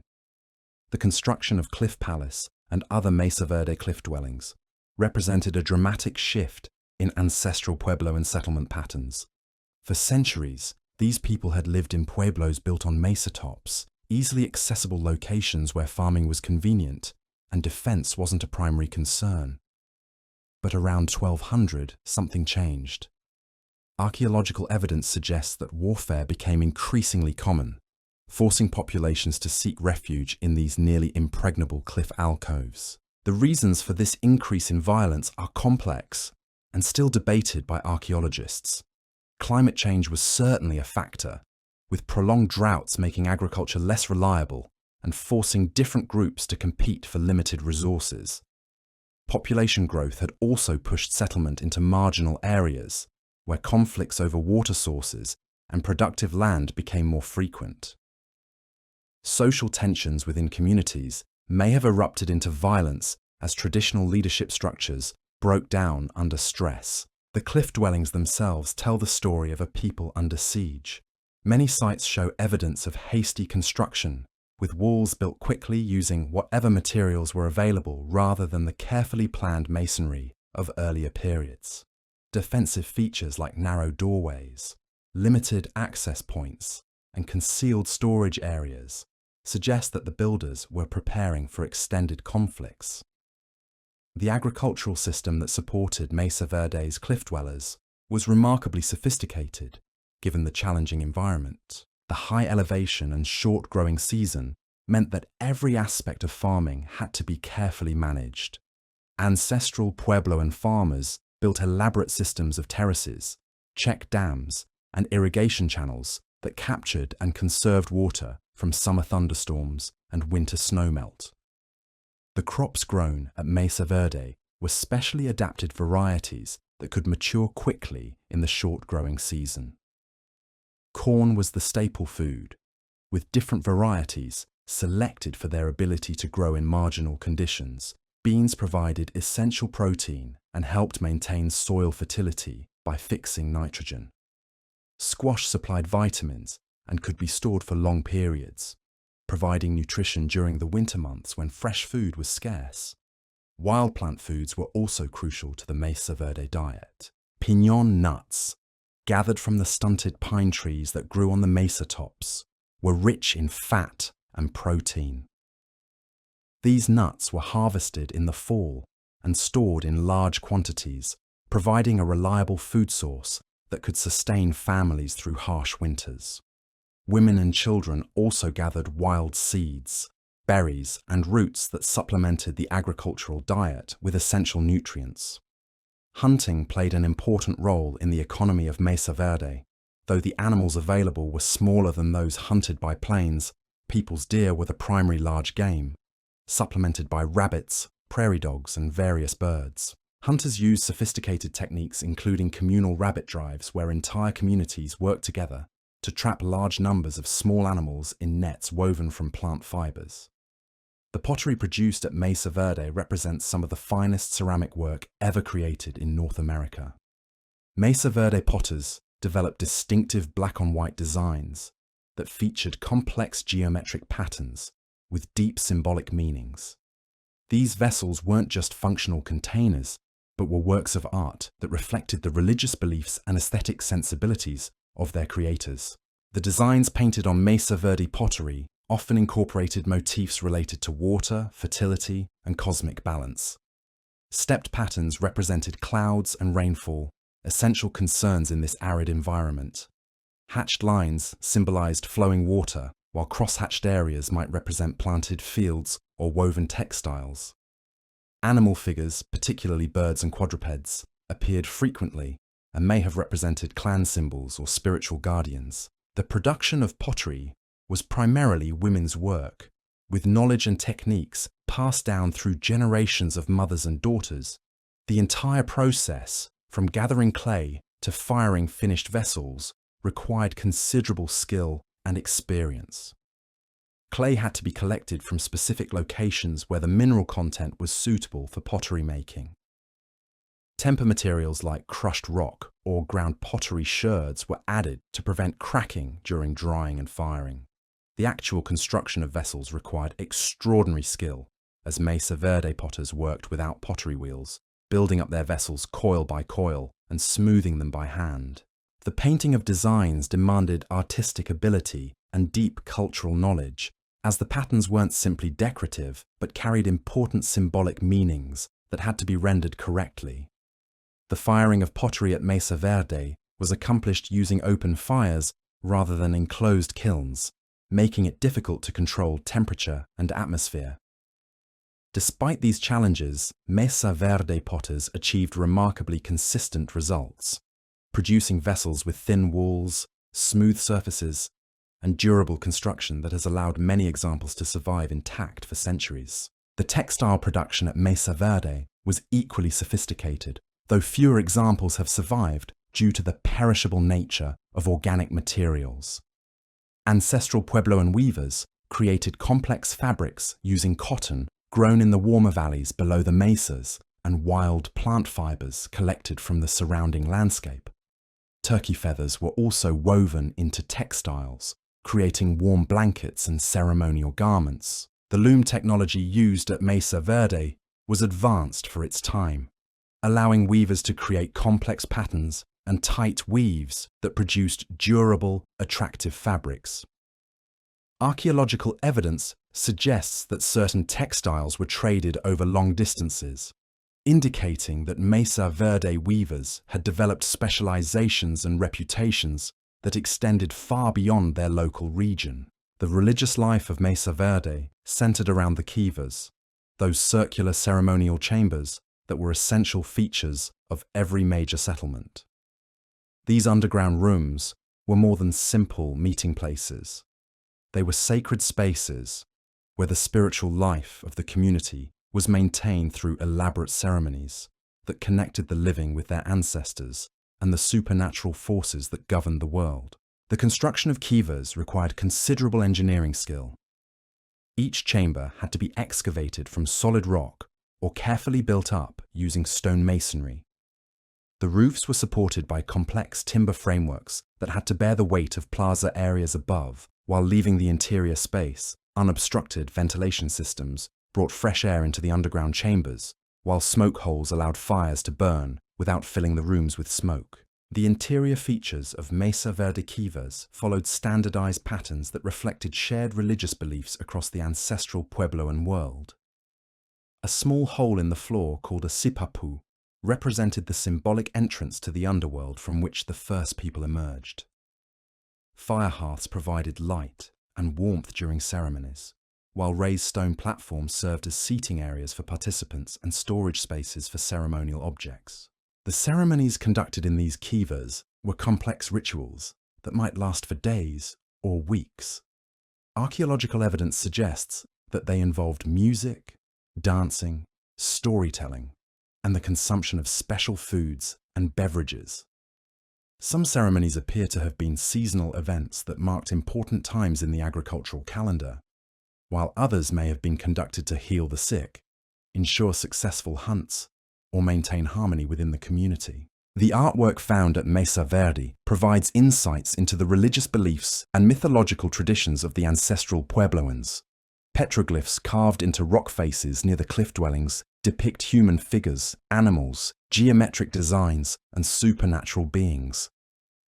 These images weren't casual graffiti, but were carefully planned artistic statements that may have marked sacred spaces or recorded important events. Some of the most intriguing rock art at Mesa Verde depicts figures that appear to be wearing elaborate costumes or masks, suggesting that ceremonial performances were an important part of religious life. These masked figures may represent spirits, ancestors, or mythological beings that played important roles in ancestral Pueblo and cosmology. The consistent appearance of certain motifs across different sites indicates that these artistic traditions were widely shared and carefully maintained over time. The social organization of Mesa Verde cliff dwellings was complex and varied depending on the size and function of each site. Cliff Palace appears to have been a major regional center that coordinated activities across multiple smaller settlements. The high ratio of kivas to residential rooms suggests that it may have served primarily ceremonial functions, hosting gatherings that brought together people from throughout the Mesa Verde region. Smaller cliff dwellings were probably occupied by extended families or small clans who lived semi-independently while maintaining connections to larger community networks. These sites typically contained a mix of residential rooms, storage chambers, and at least one kiva for conducting family or clan-level ceremonies. The arrangement of rooms and the distribution of artifacts suggest that each family group maintained its own identity while participating in broader community activities. The leadership structure at Mesa Verde appears to have been based on age, gender, and religious knowledge, rather than inherited status or accumulated wealth. Elder women may have played particularly important roles in community decision-making, as suggested by the matrilineal kinship systems documented among historically known Pueblo peoples. Certain individuals with specialized knowledge of ceremonies, astronomy, or healing may have served as religious leaders or advisors. The trade relationships maintained by Mesa Verde peoples connected them to communities throughout the Southwest and beyond turquoise, from distant mines in New Mexico, appeared in Mesa Verde burials and ceremonial contexts. Marine shells from the Pacific coast were transformed into jewelry and ceremonial objects. Macaw feathers from tropical Mexico adorned the regalia of religious leaders during important ceremonies. This long-distance trade wasn't simply economic exchange, but was embedded in complex social and religious relationships. Certain materials may have been considered sacred and could only be obtained through proper ceremonial protocols. The exotic nature of some trade goods enhanced their value as prestige items that marked the status of their owners, while connecting local communities to the broader ancestral Puebloan world. The agricultural terraces and water management systems at Mesa Verde represent some of the most sophisticated examples of indigenous engineering in North America. These features weren't simply practical solutions to farming challenges, but were carefully planned landscape modifications that transformed entire watersheds. Check dams built across seasonal drainages, captured sediment, and created level planting areas where crops could grow with minimal irrigation. The construction of these agricultural features required coordinated labor by entire communities, working together over multiple seasons. The knowledge needed to plan and build effective water management systems was accumulated over generations of observation and experimentation. The success of these projects depended on detailed understanding of local climate patterns, soil conditions, and hydrology. The decline of Mesa Verde began around 1250, when archaeological evidence suggests that some communities were abandoned and population levels started to decrease. The final abandonment came around 1300, when the last cliff dwellings were sealed and their inhabitants departed for other regions. The reasons for this abandonment were complex, involving environmental, social, and possibly political factors. Prolonged drought during the late 1200s made agriculture increasingly difficult in the high-elevation environment of Mesa Verde. Tree ring data indicates that this drought was more severe and lasted longer than any previous dry period in the region's history. Even the sophisticated water management systems developed by ancestral Puebloan farmers couldn't overcome the challenge of consecutive years with little rainfall. Social conflicts may have intensified as resources became scarce and competition between communities increased. Archaeological evidence from the final occupation period includes sites that were burned, human remains that show signs of violence, and defensive structures that suggest warfare had become a constant threat. These conditions would have made normal community life increasingly difficult to maintain. The abandonment of Mesa Verde wasn't a sudden catastrophe, but a gradual process that unfolded over several generations. Some families may have left earlier when conditions first began to deteriorate, while others remained until the situation became completely untenable. The last inhabitants may have been forced to leave when their numbers became too small to maintain the complex social and ceremonial systems that held their communities together. The people who left Mesa Verde didn't disappear, but migrated to other regions where conditions were more favorable. Many joined existing Pueblo communities along the Rio Grande Valley in New Mexico, where they contributed their knowledge and skills to establish societies. Others may have moved south to areas that eventually became part of the Hopi and Zuni cultural regions. The legacy of Mesa Verde lives on in the modern Pueblo peoples, who trace their ancestry back to the ancestral Puebloans. The architectural techniques, artistic traditions, and agricultural practices developed at sites like Cliff Palace continued to influence Native American cultures long after the cliff dwellings were abandoned. Traditional pottery making, weaving, and ceremonial practices among contemporary Pueblo peoples preserve elements of this ancient heritage. The archaeological investigation of Mesa Verde has provided crucial insights into how human societies adapt to environmental challenges and social stresses. The cliff dwellings represent one of the most dramatic examples of defensive architecture in North America, demonstrating how communities under threat can create innovative solutions for survival. The sophisticated agricultural systems show how indigenous peoples developed sustainable farming practices that worked with, rather than against, natural environmental patterns. The preservation of Mesa Verde as a national park has protected these remarkable ruins for future generations, while providing opportunities for ongoing research and education. New archaeological techniques continue to reveal details about daily life in the cliff dwellings, from the analysis of ancient DNA in preserved coprolites to the use of ground-penetrating radar to map unexcavated rooms and features. As we examine the silent alcoves where Cliff Palace and other cliff dwellings once echoed with human voices, we're reminded of the ingenuity and determination of the people who created these remarkable communities. Their ability to thrive in such a challenging environment, while maintaining complex social and religious traditions, demonstrates the remarkable adaptability of human societies when faced with environmental and social pressures. The story of Mesa Verde also serves as a cautionary tale about the limits of even the most sophisticated adaptive strategies. Despite their impressive achievements in architecture, agriculture, and social organization, the ancestral Puebloans ultimately found themselves unable to overcome the combination of environmental and social challenges that confronted them during the late 13th century. Yet their legacy endures not just in the spectacular ruins they left behind, but in the living traditions of their descendants who continue to honor the wisdom and achievements of their ancestors.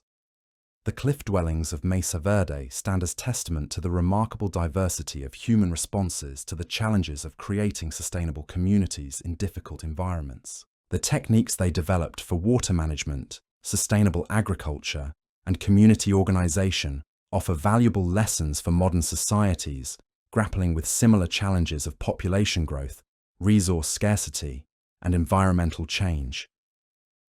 The artistic and architectural achievements preserved at Mesa Verde remind us of the deep human need to create beauty and meaning, even under the most challenging circumstances.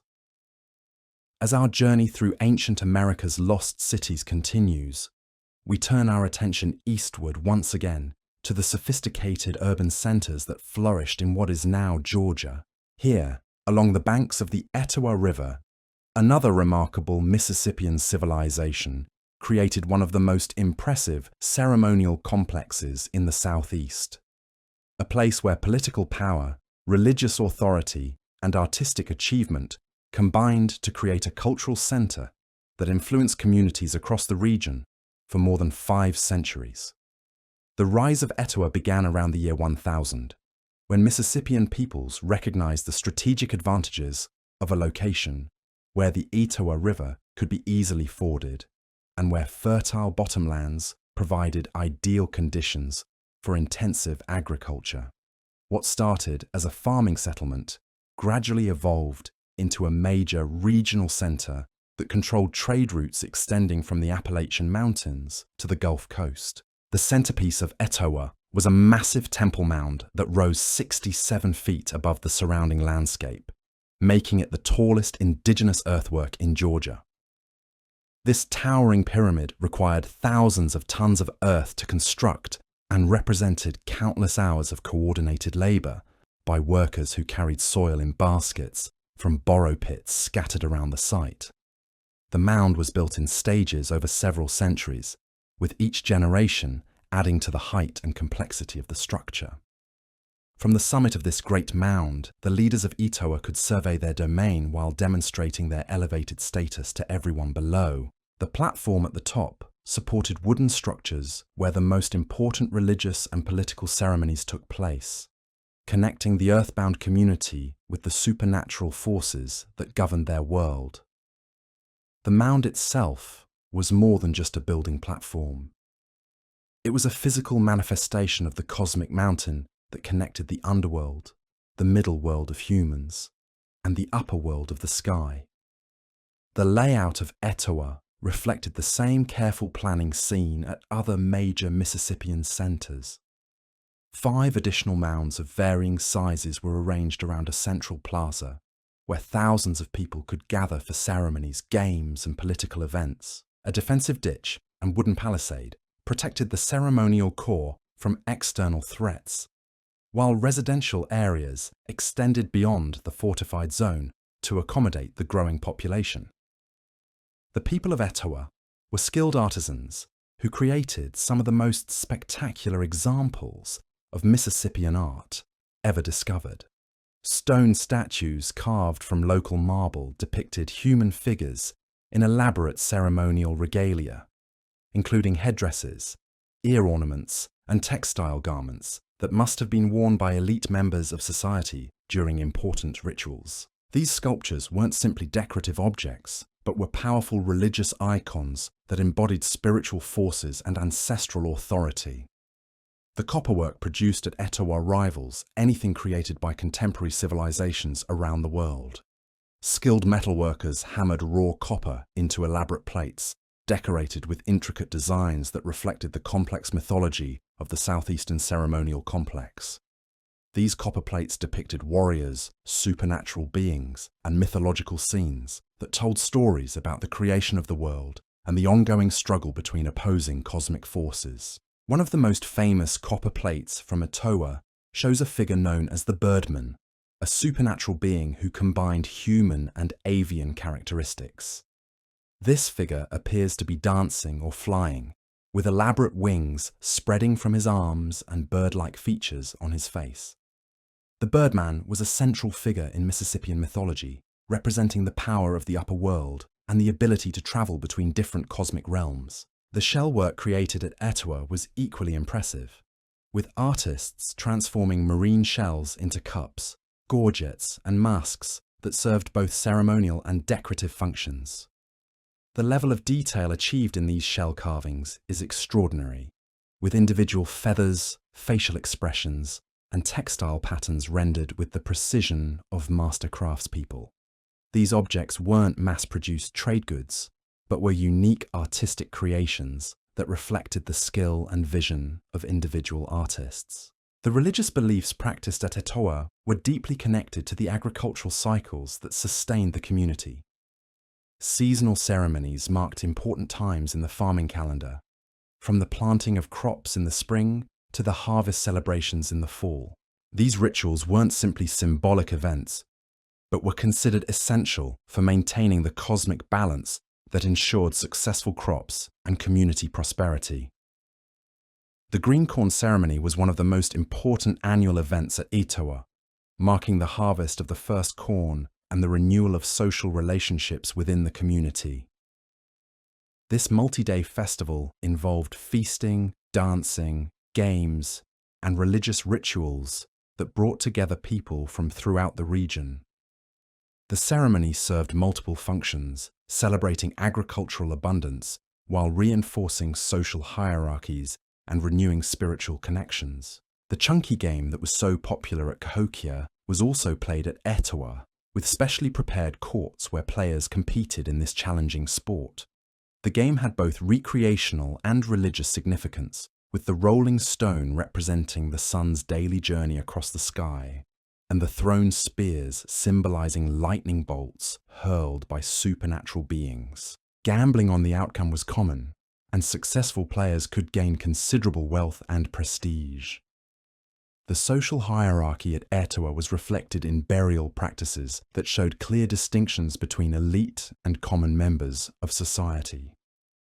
High-ranking individuals were interred within the mounds themselves, often accompanied by elaborate grave goods that included copper ornaments, stone tools, marine shell objects, and ceramic vessels of exceptional quality.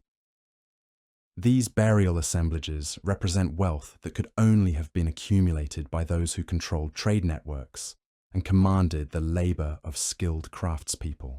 The most spectacular burial discovered at Etowah was found in Mound C, where archaeologists uncovered what appears to have been a high-ranking priest or chief buried with an extraordinary array of grave goods.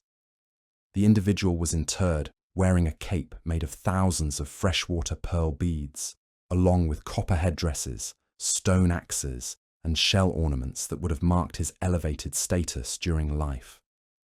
Common burials at Etowah were much simpler affairs, with individuals interred in village cemeteries with modest grave goods or no accompanying objects at all.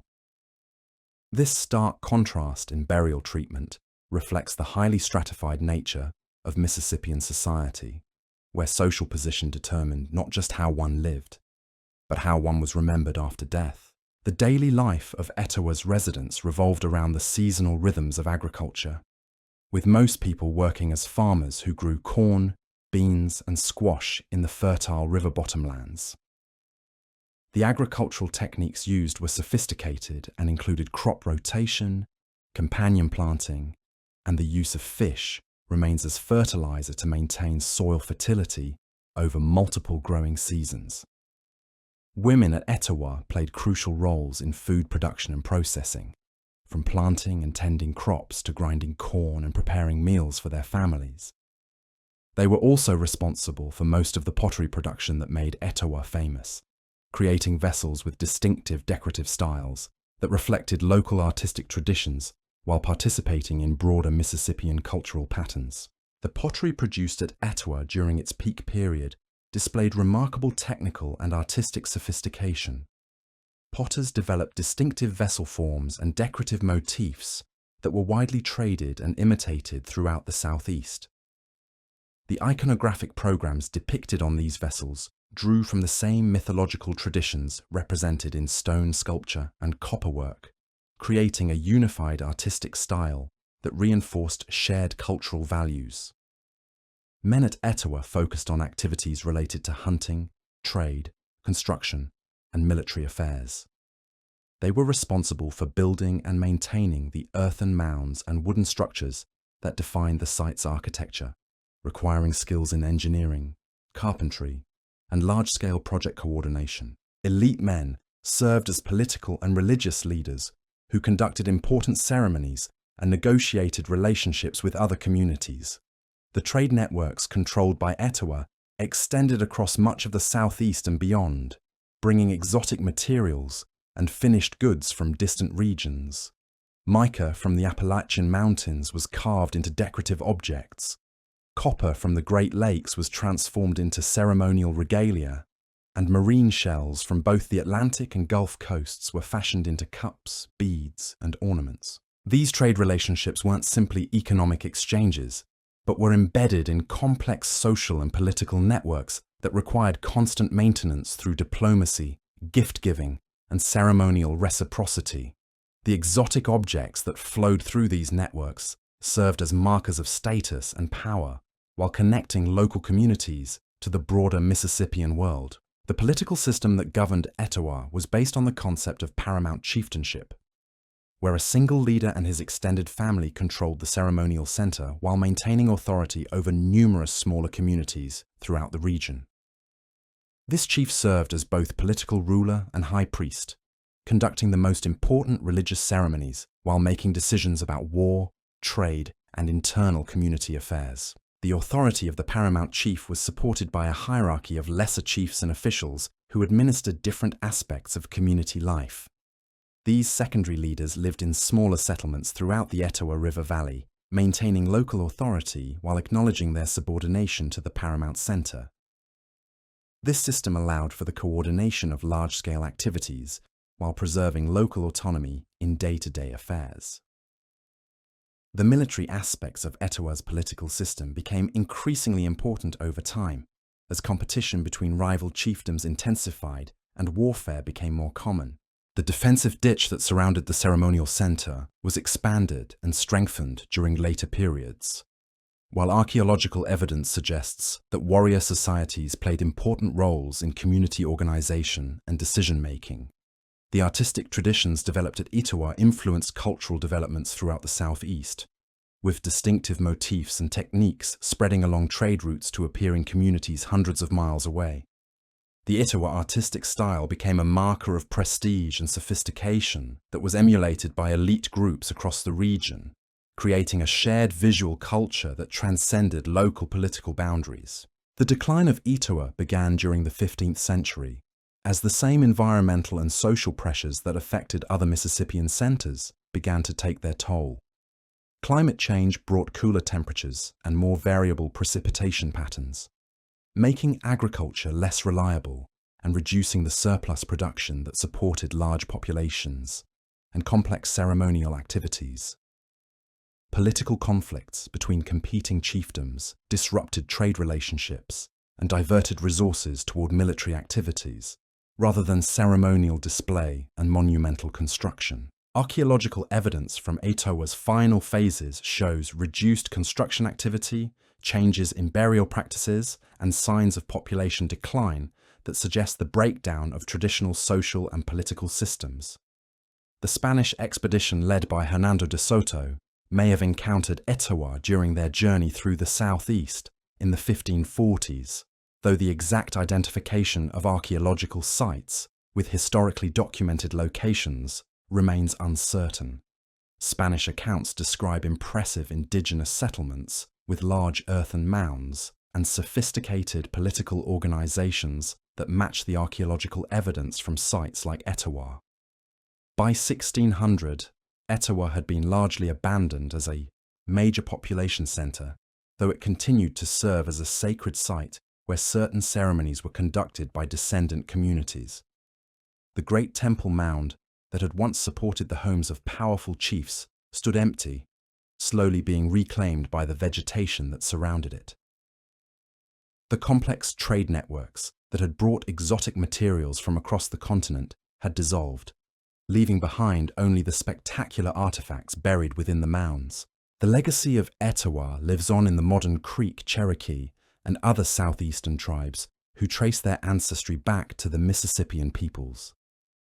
The artistic traditions, agricultural techniques, and ceremonial practices developed at sites like Etowah continued to influence Native American cultures long after the great centers were abandoned. Traditional pottery makers, stone carvers, and metalworkers among contemporary southeastern tribes preserve elements of this ancient heritage. Modern archaeological investigation of Etowah continues to reveal new insights into the complexity and sophistication of Mississippian civilization. Ground-penetrating radar has identified previously unknown structures beneath the site's surface, while advanced dating techniques have refined our understanding of the chronological development of the ceremonial complex. Each new discovery adds another piece to the puzzle of how these remarkable communities functioned and evolved over time. The preservation of Etowah as a state historic site has protected these remarkable ruins for future generations, while providing opportunities for ongoing research and public education. The museum at the site houses one of the finest collections of Mississippian artifacts in North America, allowing visitors to appreciate the artistic achievements of these ancient peoples while learning about their daily lives and cultural practices. As we reflect on the story of Etowah, we're reminded of the remarkable creativity and adaptability of Native American societies. Their ability to transform a strategic river crossing into a major regional center demonstrates the sophisticated understanding of geography, politics, and economics that characterized Mississippian civilization. The artistic achievements preserved at Etowah rival anything produced by contemporary civilizations around the world. Yet Etowah also reminds us of the challenges faced by complex societies when environmental and social pressures exceed their adaptive capacity. The same factors that led to the abandonment of Cahokia, Pueblo Bonito, and other great centers ultimately proved too much for even the mighty Etowah to overcome climate change. Resource depletion, political conflict, and social instability combined to create conditions that made it impossible to maintain the complex systems that had sustained these communities for centuries. The collapse of these urban centers marked the end of an era in Native American history, but it wasn't the end of indigenous civilization in North America. The knowledge, skills, and cultural traditions developed at sites like Etowah, Cahokia, and Mesa Verde were preserved and transmitted by the peoples who survived these transformations. When European explorers first arrived in the Americas, they encountered sophisticated societies that were the direct descendants of these ancient urban civilizations. The Spanish conquistadors who explored the southeast in the 16th century described impressive indigenous communities with large populations, complex political organizations, and remarkable artistic achievements. These accounts provide glimpses of what Native American civilization might have looked like if the great urban centers had continued to flourish into the historic period. Archaeological evidence suggests that some Mississippian centers continued to function well into the historic period, adapting to changing conditions while maintaining core elements of their cultural traditions. The Natchez people of Mississippi, for example, preserved many aspects of Mississippian political and religious organization until their defeat by French forces in the 1730s. Their society was organized around a great temple mound where the paramount chief, known as the Great Sun, conducted elaborate ceremonies that connected his people to their ancient heritage. The artistic traditions of the ancient centers also survived in modified forms among historic period tribes. Cherokee and Creek metalworkers continued to create copper ornaments using techniques developed during the Mississippian period. Pottery makers preserved decorative motifs and vessel forms that had been popular at sites like Etowah and Moundville. Even architectural practices showed continuity, with historic period councils houses, and temples incorporating design elements that could be traced back to ancient prototypes. The agricultural systems developed by the builders of America's lost cities provided the foundation for the farming practices that sustained Native American communities well into the historic period and beyond. The Three Sisters, agriculture perfected by Mississippian farmers, continued to be practiced by tribes throughout the southeast and northeast, providing reliable nutrition while maintaining soil fertility. The water management techniques developed at places like Mesa Verde influenced indigenous farming practices throughout the Southwest. The social and political innovations of these ancient urban centers also left lasting legacies. The Confederacy systems developed by historic period tribes like the Creek and Cherokee incorporated organizational principles that had been pioneered by Mississippian chiefdoms. The concept of paramount leadership, the use of council meetings for decision-making, and the integration of multiple communities under centralized authority all reflected political traditions that extended back to the great urban centers of the past. Perhaps most importantly, the spiritual and ceremonial traditions of the ancient cities continued to shape Native American religious life long after the temple mounds were abandoned. The green corn ceremony remained central to southeastern tribal culture, preserving rituals and beliefs that had been practiced at sites like Etowah for centuries. The cosmic symbolism represented in ancient art continued to appear in the decorative arts, oral traditions, and ceremonial practices of descendant communities. The rediscovery of these lost cities by archaeologists has fundamentally changed our understanding of North American history. For too long, the narrative of American civilization began with the arrival of European colonists, ignoring the remarkable achievements of indigenous peoples who had been building sophisticated urban centers for over 1,000 years. The excavation and study of sites like Cahokia, Pueblo Bonito, and Moundville has revealed a continent that was home to complex civilizations long before Columbus set sail. These discoveries have also challenged racist assumptions about Native American capabilities that were used to justify the dispossession and mistreatment of indigenous peoples. Early European settlers who encountered earthen mounds often refused to believe that Native Americans could have built such impressive structures, attributing them instead to mysterious vanished races or even supernatural beings. This willful blindness to indigenous achievements served to dehumanize native peoples and provide ideological justification for their conquest and removal. The scientific study of ancient American cities has revealed the falsehood of these prejudiced views while demonstrating the remarkable achievements of indigenous civilizations.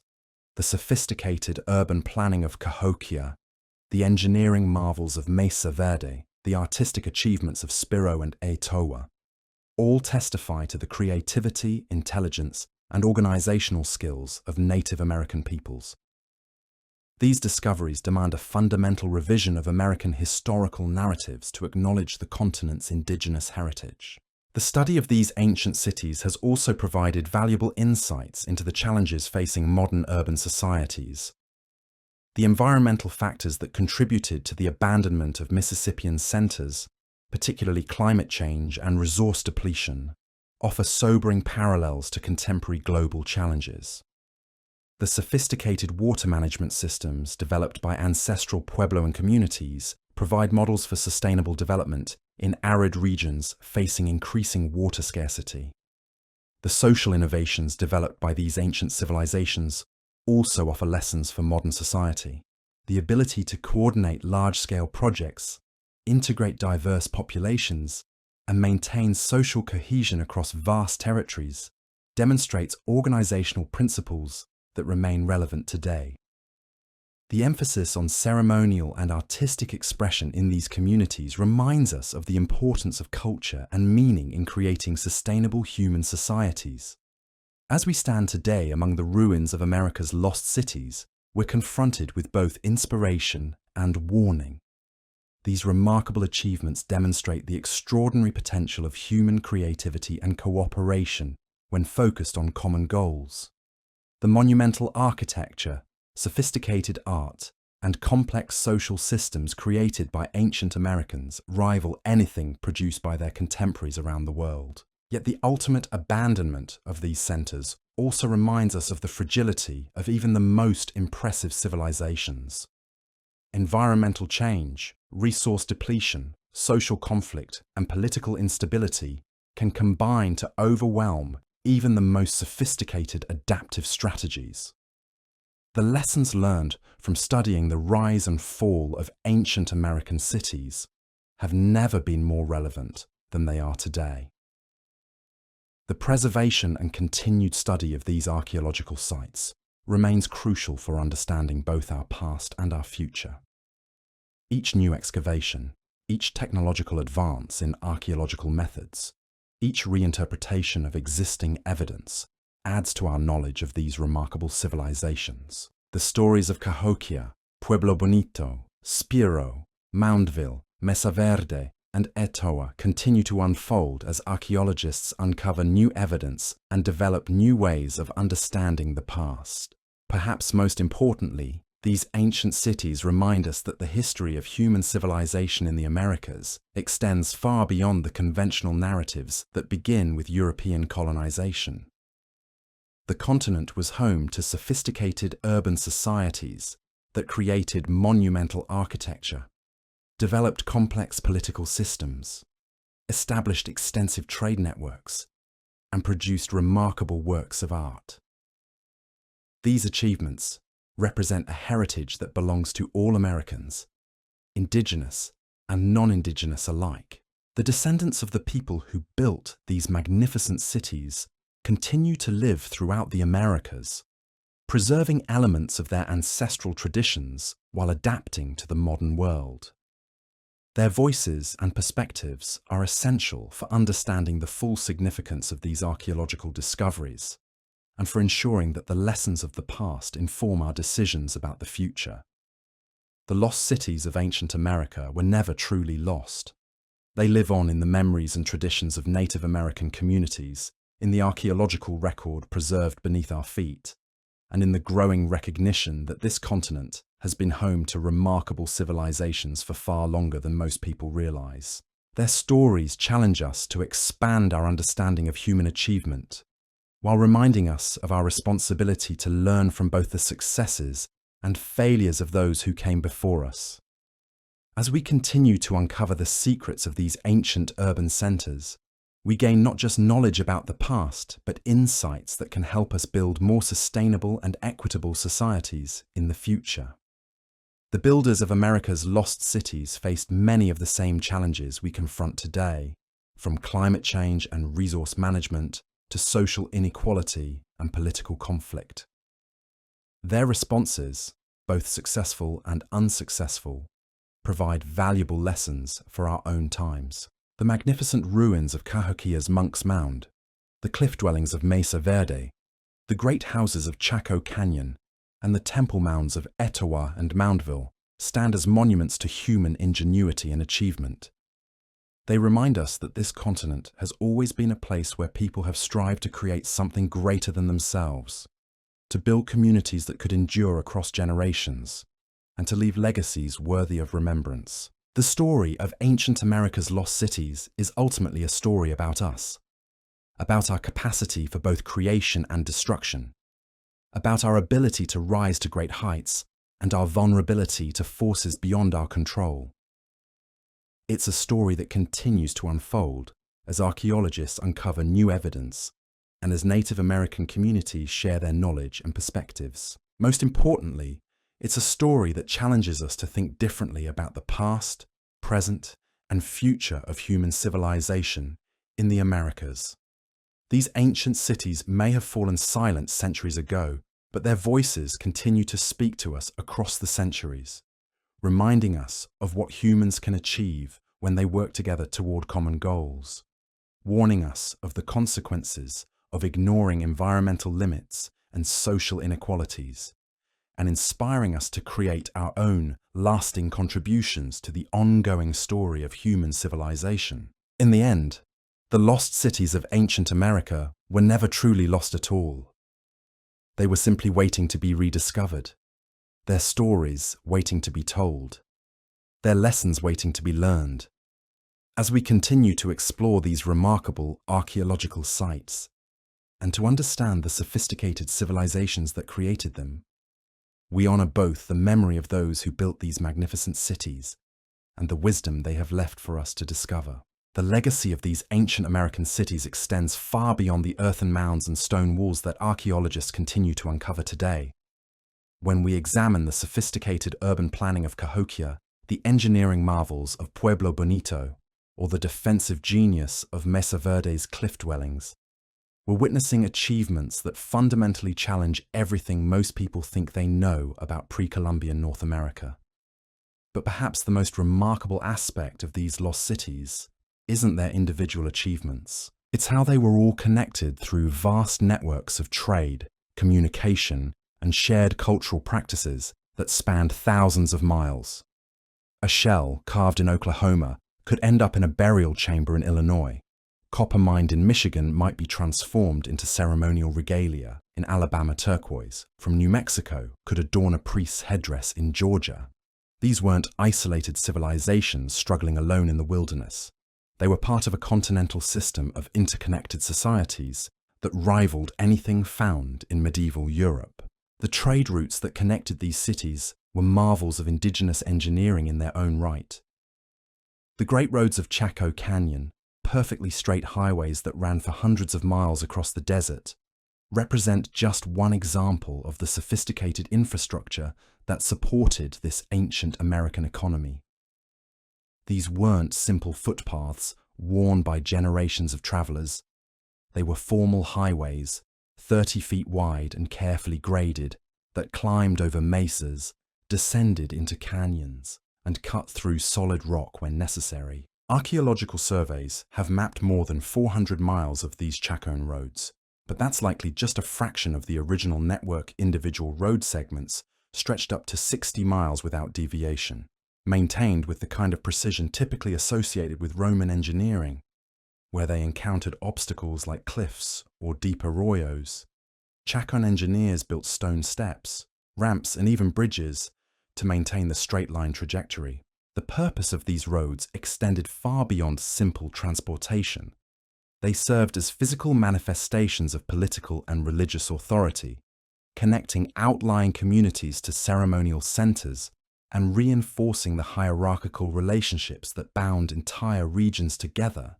Pilgrims would travel these roads to participate in great ceremonies, carrying offerings of turquoise, pottery, and exotic materials from distant regions. But the road systems were just one component of the communication networks that linked these ancient cities. Rivers served as natural highways that connected the interior of the continent to both coasts. The Mississippi River system, in particular, functioned as the backbone of a trade network that stretched from the Rocky Mountains to the Atlantic Ocean. Cahokia's strategic position at the confluence of the Mississippi, Missouri, and Illinois rivers made it the natural hub of this vast system. Archaeological evidence reveals the staggering geographic scope of these trade relationships.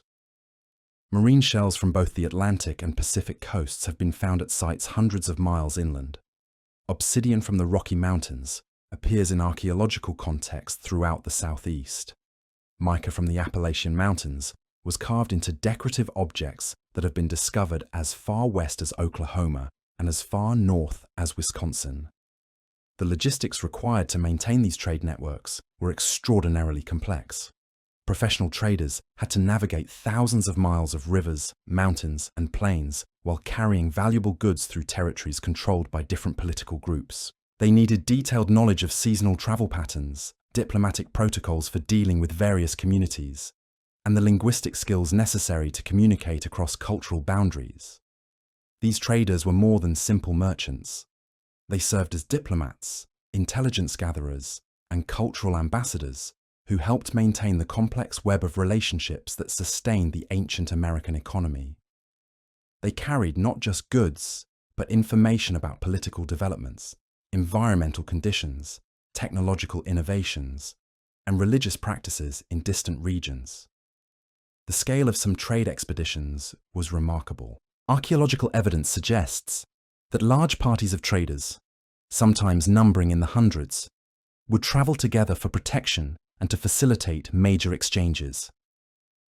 These trading expeditions required months of preparation and coordination, with communities throughout a region contributing goods, labor, and logistical support to ensure their success.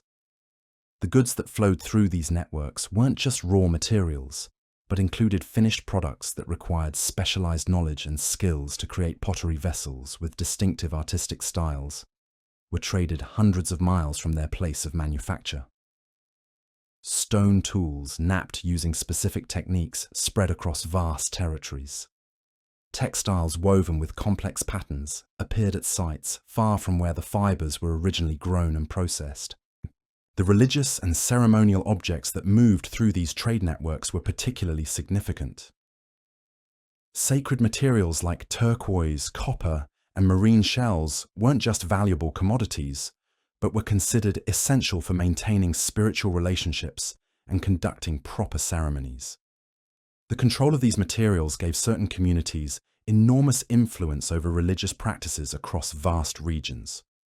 Macaw feathers from tropical Mexico provide one of the most striking examples of the geographic extent of these trade relationships. These brilliantly colored plumes have been found in ceremonial contexts at sites throughout the American Southwest and Southeast, representing trade connections that spanned more than 1,000 miles. The logistical challenges involved in transporting these delicate materials across such distances, while maintaining their quality and ceremonial value, were extraordinary. The artistic traditions that developed within these trade networks created shared symbolic languages that could be understood across cultural boundaries. The Southeastern ceremonial complex, with its distinctive iconography of birds, serpents, and human figures, appeared on objects found from Oklahoma to Georgia, from Illinois to Alabama. This wasn't simply the spread of attractive designs, but reflected the diffusion of shared religious beliefs and social practices that bound together communities across vast distances. The standardization of weights, measures, and exchange rates necessary for this continental trade system required sophisticated mathematical and administrative knowledge. Archaeological evidence suggests that certain commodities served as standard units of value, allowing for complex calculations and record-keeping across cultural boundaries. Some communities developed specialized roles as trading centers, where goods from multiple regions could be exchanged and redistributed. The seasonal rhythms of this trade system were carefully coordinated with agricultural cycles and ceremonial calendars. Major trading expeditions were often timed to coincide with harvest festivals or religious gatherings, when communities had surplus goods to exchange and the social networks necessary for successful negotiations were at their strongest. Women played crucial roles in maintaining these trade relationships, particularly in the production of goods that were highly valued in long-distance exchange. The pottery created by women at sites like Cahokia and Moundville wasn't just functional, but served as a form of currency that could be traded for exotic materials from distant regions. The textiles woven by women using cotton, plant fibers, and animal hair were equally important trade commodities. The knowledge required to participate successfully in these trade networks was accumulated over generations and carefully guarded by families and communities who had invested years in developing the necessary relationships and expertise. Young people who showed aptitude for trading were given specialized education that prepared them for careers that would involve constant travel and interaction with diverse cultural groups. The collapse of these trade networks during the 14th and 15th centuries had devastating effects on the urban centers that depended on them. When the great roads of Chaco Canyon fell into disuse and the river routes that connected Mississippian centers became too dangerous to travel, the economic foundations of these civilizations were undermined. Communities that had grown accustomed to exotic materials and specialized goods found themselves cut off from the resources they needed to maintain their complex social and ceremonial systems. The environmental factors that contributed to the abandonment of individual cities were amplified by the breakdown of the larger systems that connected them.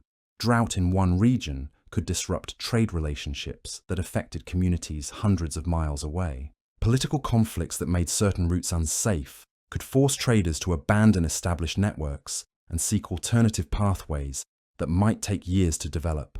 The Spanish explorers who first encountered the remnants of these trade networks in the 16th century were amazed by their sophistication and geographic extent.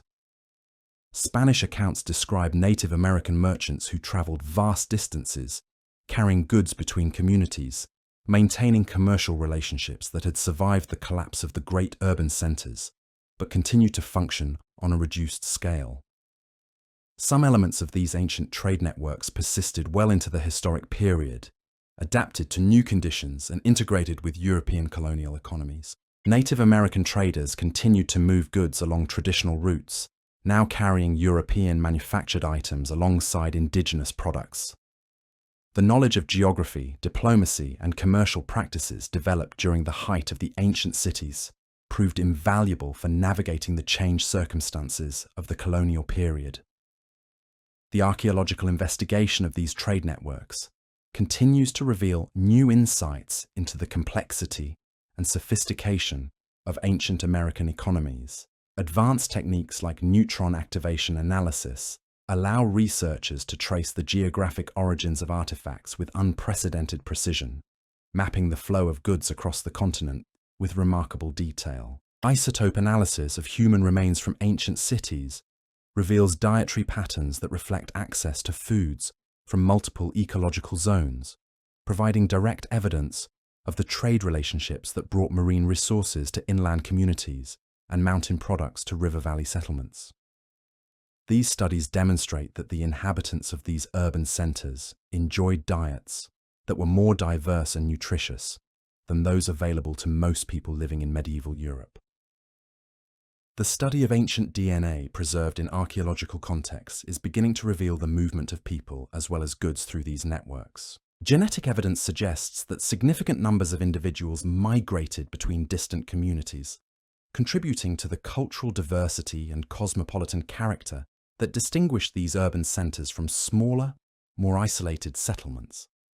The impact of these discoveries on our understanding of ancient American history has been profound.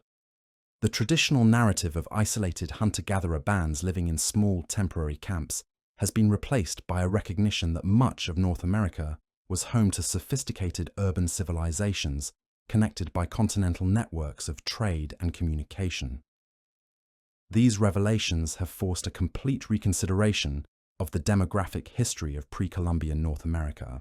Population estimates for the continent have been revised dramatically upward as archaeologists have recognized the density and complexity of ancient settlements. Some scholars now suggest that the population of North America in 1491 may have been as high as 18 million people, with the majority living in permanent settlements rather than nomadic camps. The agricultural systems that supported these large populations were equally sophisticated. The Three Sisters agriculture, practiced by Mississippian farmers, wasn't a simple subsistence strategy, but was a complex system of crop rotation, companion planting, and soil management that could support dense populations while maintaining long-term sustainability. Archaeological evidence reveals that some communities were producing agricultural surpluses that supported not just local populations, but also the specialist craftspeople, traders, and administrators who maintained the urban centers. The water management systems developed by communities like those at Mesa Verde and Chaco Canyon represent some of the most sophisticated examples of indigenous engineering in North America.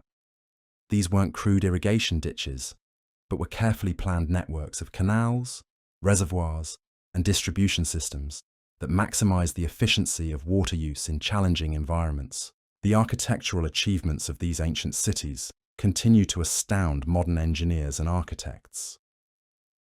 The precise astronomical alignments of ceremonial structures at sites like Cahokia and Pueblo Bonito demonstrate sophisticated knowledge of celestial mechanics that was integrated into both religious practices and practical applications like agricultural timing.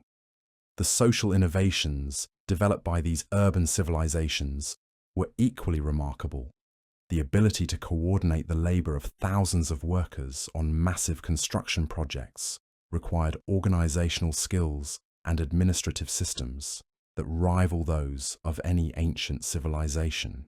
The integration of diverse ethnic and cultural groups within single urban centers demonstrates sophisticated approaches to managing multicultural societies. The artistic achievements preserved at these sites represent some of the finest examples of pre-Columbian American art. The stone sculptures from Etowah, the copperwork from Spiro, the pottery from Moundville, all demonstrate levels of technical skill and aesthetic sophistication that place them among the world's great artistic traditions. The religious and philosophical systems that emerged from these urban centers were equally sophisticated. The Southeastern ceremonial complex wasn't a simple collection of superstitious beliefs, but was a complex cosmological system that integrated observations of natural phenomena with sophisticated understanding of human psychology and social organization. The medical knowledge possessed by the inhabitants of these cities was remarkably advanced.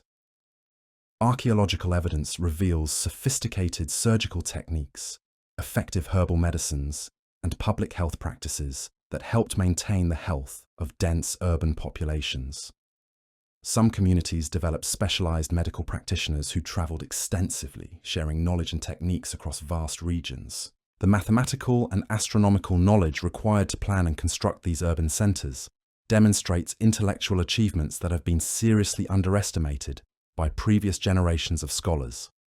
The precise geometric layouts of ceremonial complexes, the accurate prediction of celestial events, and the sophisticated engineering calculations required for major construction projects all point to educational systems that produced individuals with advanced technical knowledge. The preservation of this knowledge through oral traditions, artistic representations, and practical applications demonstrates the existence of educational institutions and knowledge transmission systems that functioned effectively across multiple generations. The consistency of architectural styles, artistic motifs, and ceremonial practices across vast geographic areas suggests the existence of standardized curricula and training programs that maintained cultural continuity while allowing for regional variations. The political systems that governed these urban centers were sophisticated experiments in large-scale social organization that preceded by centuries the development of comparable institutions in other parts of the world. The confederacy systems that linked multiple communities under centralized authority while preserving local autonomy represent innovative solutions to the challenges of governing diverse populations across vast territories. The economic theories and practices developed by these ancient civilizations demonstrate sophisticated understanding of market mechanisms, resource allocation, and wealth distribution.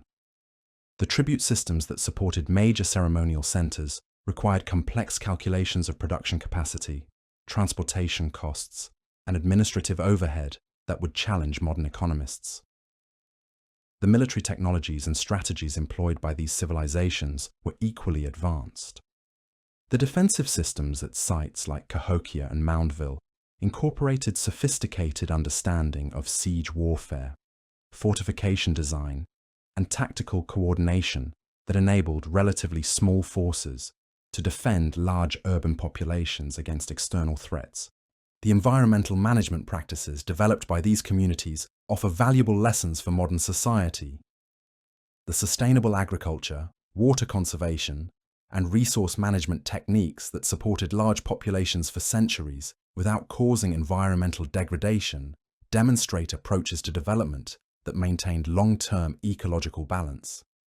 The study of why these civilizations ultimately collapsed provides sobering insights into the limits of even the most sophisticated adaptive strategies. Climate change, resource depletion, social inequality, and political conflict combined to create conditions that overwhelmed the resilience of these urban systems, offering cautionary lessons for contemporary civilization. The legacy of these ancient American cities extends far beyond their archaeological remains. The descendants of the people who built these remarkable urban centers continue to live throughout the Americas, preserving elements of their ancestral knowledge while adapting to modern conditions. Their perspectives and insights are essential for understanding the full significance of these archaeological discoveries. The rediscovery of these lost cities has fundamentally changed our understanding of human history in the Americas, while providing valuable insights into the challenges and opportunities facing modern urban civilization. The achievements of Cahokia, Pueblo Bonito, Spiro, Moundville, Mesa Verde, and Etowah demonstrate the extraordinary potential of human creativity and cooperation, while reminding us of the importance of learning from both the successes and failures of those who came before us. As we continue to uncover the secrets of these ancient urban centers, we're not just recovering lost history, but discovering wisdom that can inform our responses to contemporary challenges. The builders of America's lost cities faced many of the same issues we confront today, from sustainable development and resource management to social inequality and climate change. Their responses, both successful and unsuccessful, provide valuable guidance for creating more resilient and equitable societies in the future. The magnificent ruins that dot the American landscape stand as monuments to human achievement and reminders of our shared heritage. They challenge us to expand our understanding of what Native American civilizations accomplished, while inspiring us to create our own lasting contributions to the ongoing story of human civilization in the Americas. The story of these magnificent urban centers didn't simply end with their abandonment. What followed was a complex process of cultural transformation and adaptation that would reshape the entire continent. As the great cities fell silent, their populations didn't vanish into thin air. Instead, they dispersed into smaller communities, carrying with them the knowledge, skills, and memories that had sustained their ancestors for generations. The descendants of Cahokia's builders migrated throughout the Mississippi River Valley, establishing new settlements that maintained many of the agricultural and social practices perfected in the great city. Archaeological evidence shows that communities founded by these migrants continued to build earthen mounds, practice intensive corn agriculture, and participate in trade networks that, while smaller in scope than their predecessors, still connected distant regions. Similarly, the people who abandoned the cliff dwellings of Mesa Verde didn't disappear from history. They moved south and east, joining existing Pueblo communities along the Rio Grande Valley and contributing their architectural knowledge to the development of new settlement patterns. The sophisticated water management techniques pioneered at Mesa Verde continue to influence southwestern agriculture for centuries, helping communities adapt to the challenging conditions of the high desert. The artistic traditions developed at these ancient centers proved remarkably resilient. Pottery styles that had originated at Spiro and Moundville continued to evolve in the hands of descendant communities, adapting to new materials and changing social conditions while maintaining core aesthetic principles. The symbolic systems embedded in Mississippian art persisted in modified forms, appearing in the decorative arts of historic period tribes throughout the Southeast. By the time European explorers first set foot in North America, they encountered indigenous societies that were the direct heirs of these ancient urban civilizations. The sophisticated political confederacies of the Creek and Cherokee, the intensive agricultural systems of the Iroquois, the elaborate ceremonial practices of the Plains tribes, all reflected knowledge and traditions that could be traced back to the great cities of the past. The Spanish conquistadors, who explored the Southeast in the 16th century, described impressive indigenous communities that clearly descended from the Mississippian tradition. Towns with earthen mounds, complex political hierarchies, and extensive trade relationships dotted the landscape from Florida to Arkansas. These communities maintained many of the organizational principles and cultural practices that had characterized their urban ancestors while adapting to changed circumstances. French explorers traveling down the Mississippi River in the 17th century encountered Native American societies that still practiced elaborate ceremonies, maintained extensive trade networks, and lived in permanent settlements with sophisticated agricultural systems. The Natchez people, in particular, preserved a political and religious organization that closely resembled what archaeologists have reconstructed for ancient Mississippian centers. The Natchez Great Son, the paramount chief of this society, lived atop an earthen mound and was considered semi-divine by his subjects. His authority was supported by a complex hierarchy of nobles, priests, and commoners that reflected the same social stratification documented at sites like Cahokia and Moundville. The elaborate mortuary ceremonies conducted when a great son died, including the sacrifice of retainers and the burial of vast quantities of precious objects, directly paralleled practices documented in the archaeological record of ancient centers. English colonists establishing settlements along the Atlantic coast encountered indigenous communities that maintained sophisticated agricultural systems, complex political organizations, and extensive trade relationships. The Powhatan Confederacy that dominated much of present-day Virginia was a multi-tribal alliance that controlled territory and resources using organizational principles developed during the height of ancient American urbanism. The Iroquois Confederacy of the Northeast represented another example of how the political innovations of ancient cities continued to influence Native American societies. The Great Law of Peace that governed this alliance incorporated concepts of federalism, representative government, and individual rights that reflected centuries of experimentation with large-scale political organization. These historic period confederacies weren't simple tribal alliances, but were sophisticated political entities that governed millions of people across vast territories. They maintained diplomatic relationships with European colonial powers, conducted complex military campaigns, and managed economic systems that integrated traditional indigenous practices with new opportunities created by European contact. The agricultural knowledge preserved from the ancient cities proved crucial for the survival of European colonists.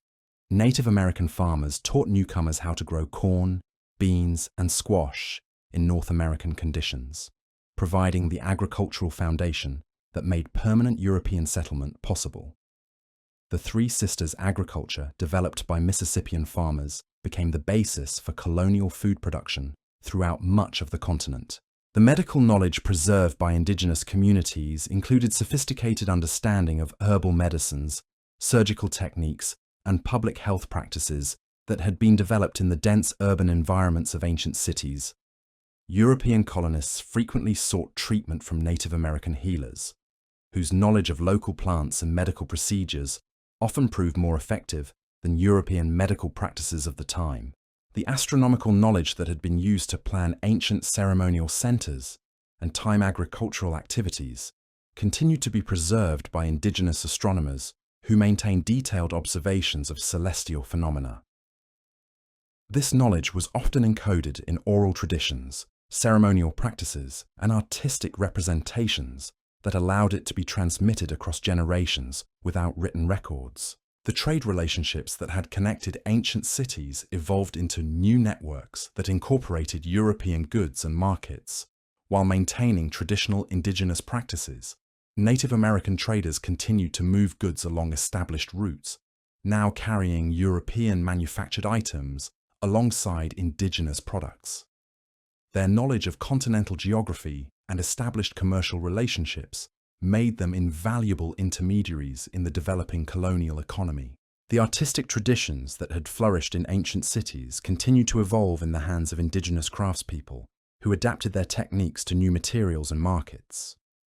Native American artists began incorporating European trade goods into traditional art forms, creating hybrid styles that reflected both continuity and change in indigenous cultural practices. The linguistic diversity that had characterized the ancient urban centers continued to flourish in historic period. Indigenous communities, traders and diplomats who could communicate in multiple languages, remained essential for maintaining relationships between different communities and with European colonial authorities. The multilingual environment of ancient cities had created educational traditions that continued to produce individuals with remarkable linguistic abilities. The religious and ceremonial practices that had been central to ancient urban life underwent complex processes of adaptation and transformation as indigenous communities encountered European Christianity. Some communities incorporated Christian elements into traditional practices, while others maintained their ancestral religions in modified forms that could survive in the changed circumstances of the colonial period.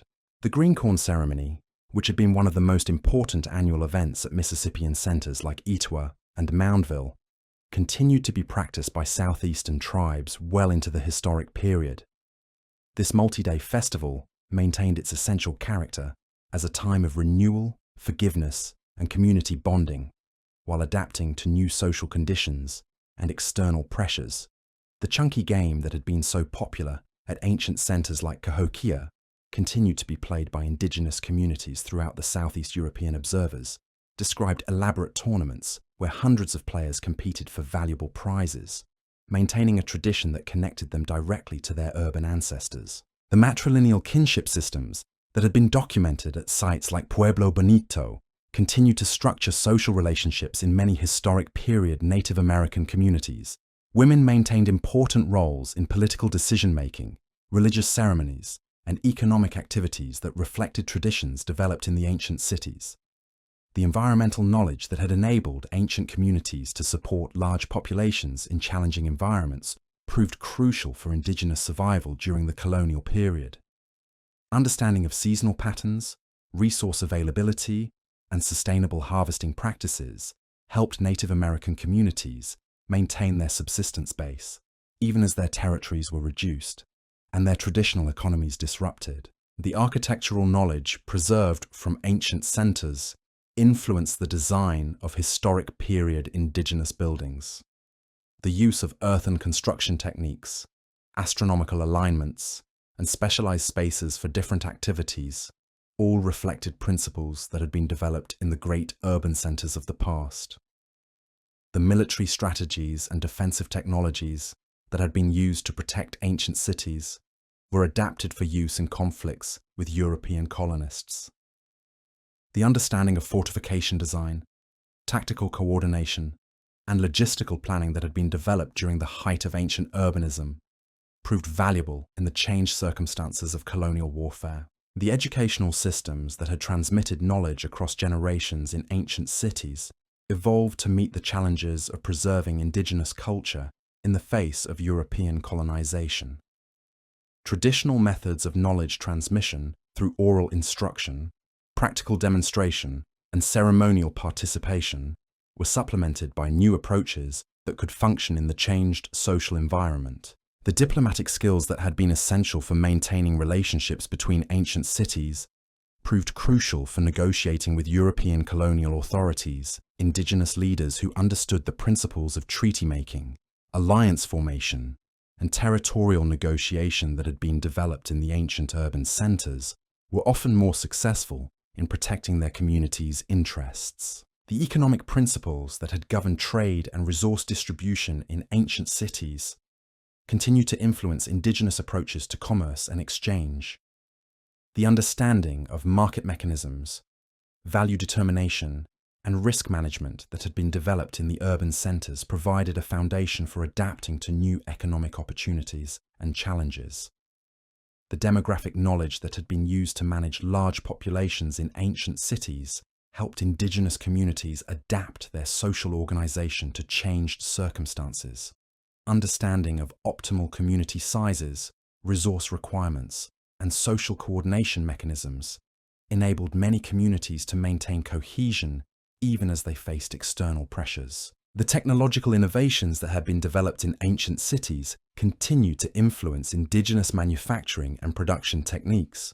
The knowledge of metallurgy, ceramics, textiles, and construction that had been perfected in the urban centers provided a foundation for adapting traditional crafts to new materials and markets.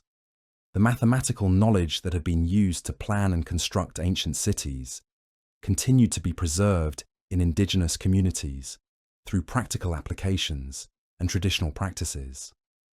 The understanding of geometric principles, astronomical calculations, and engineering relationships that had been essential for urban planning remained embedded in indigenous knowledge systems. The musical and performance traditions that had been central to ceremonial life in ancient cities continued to evolve in historic period indigenous communities.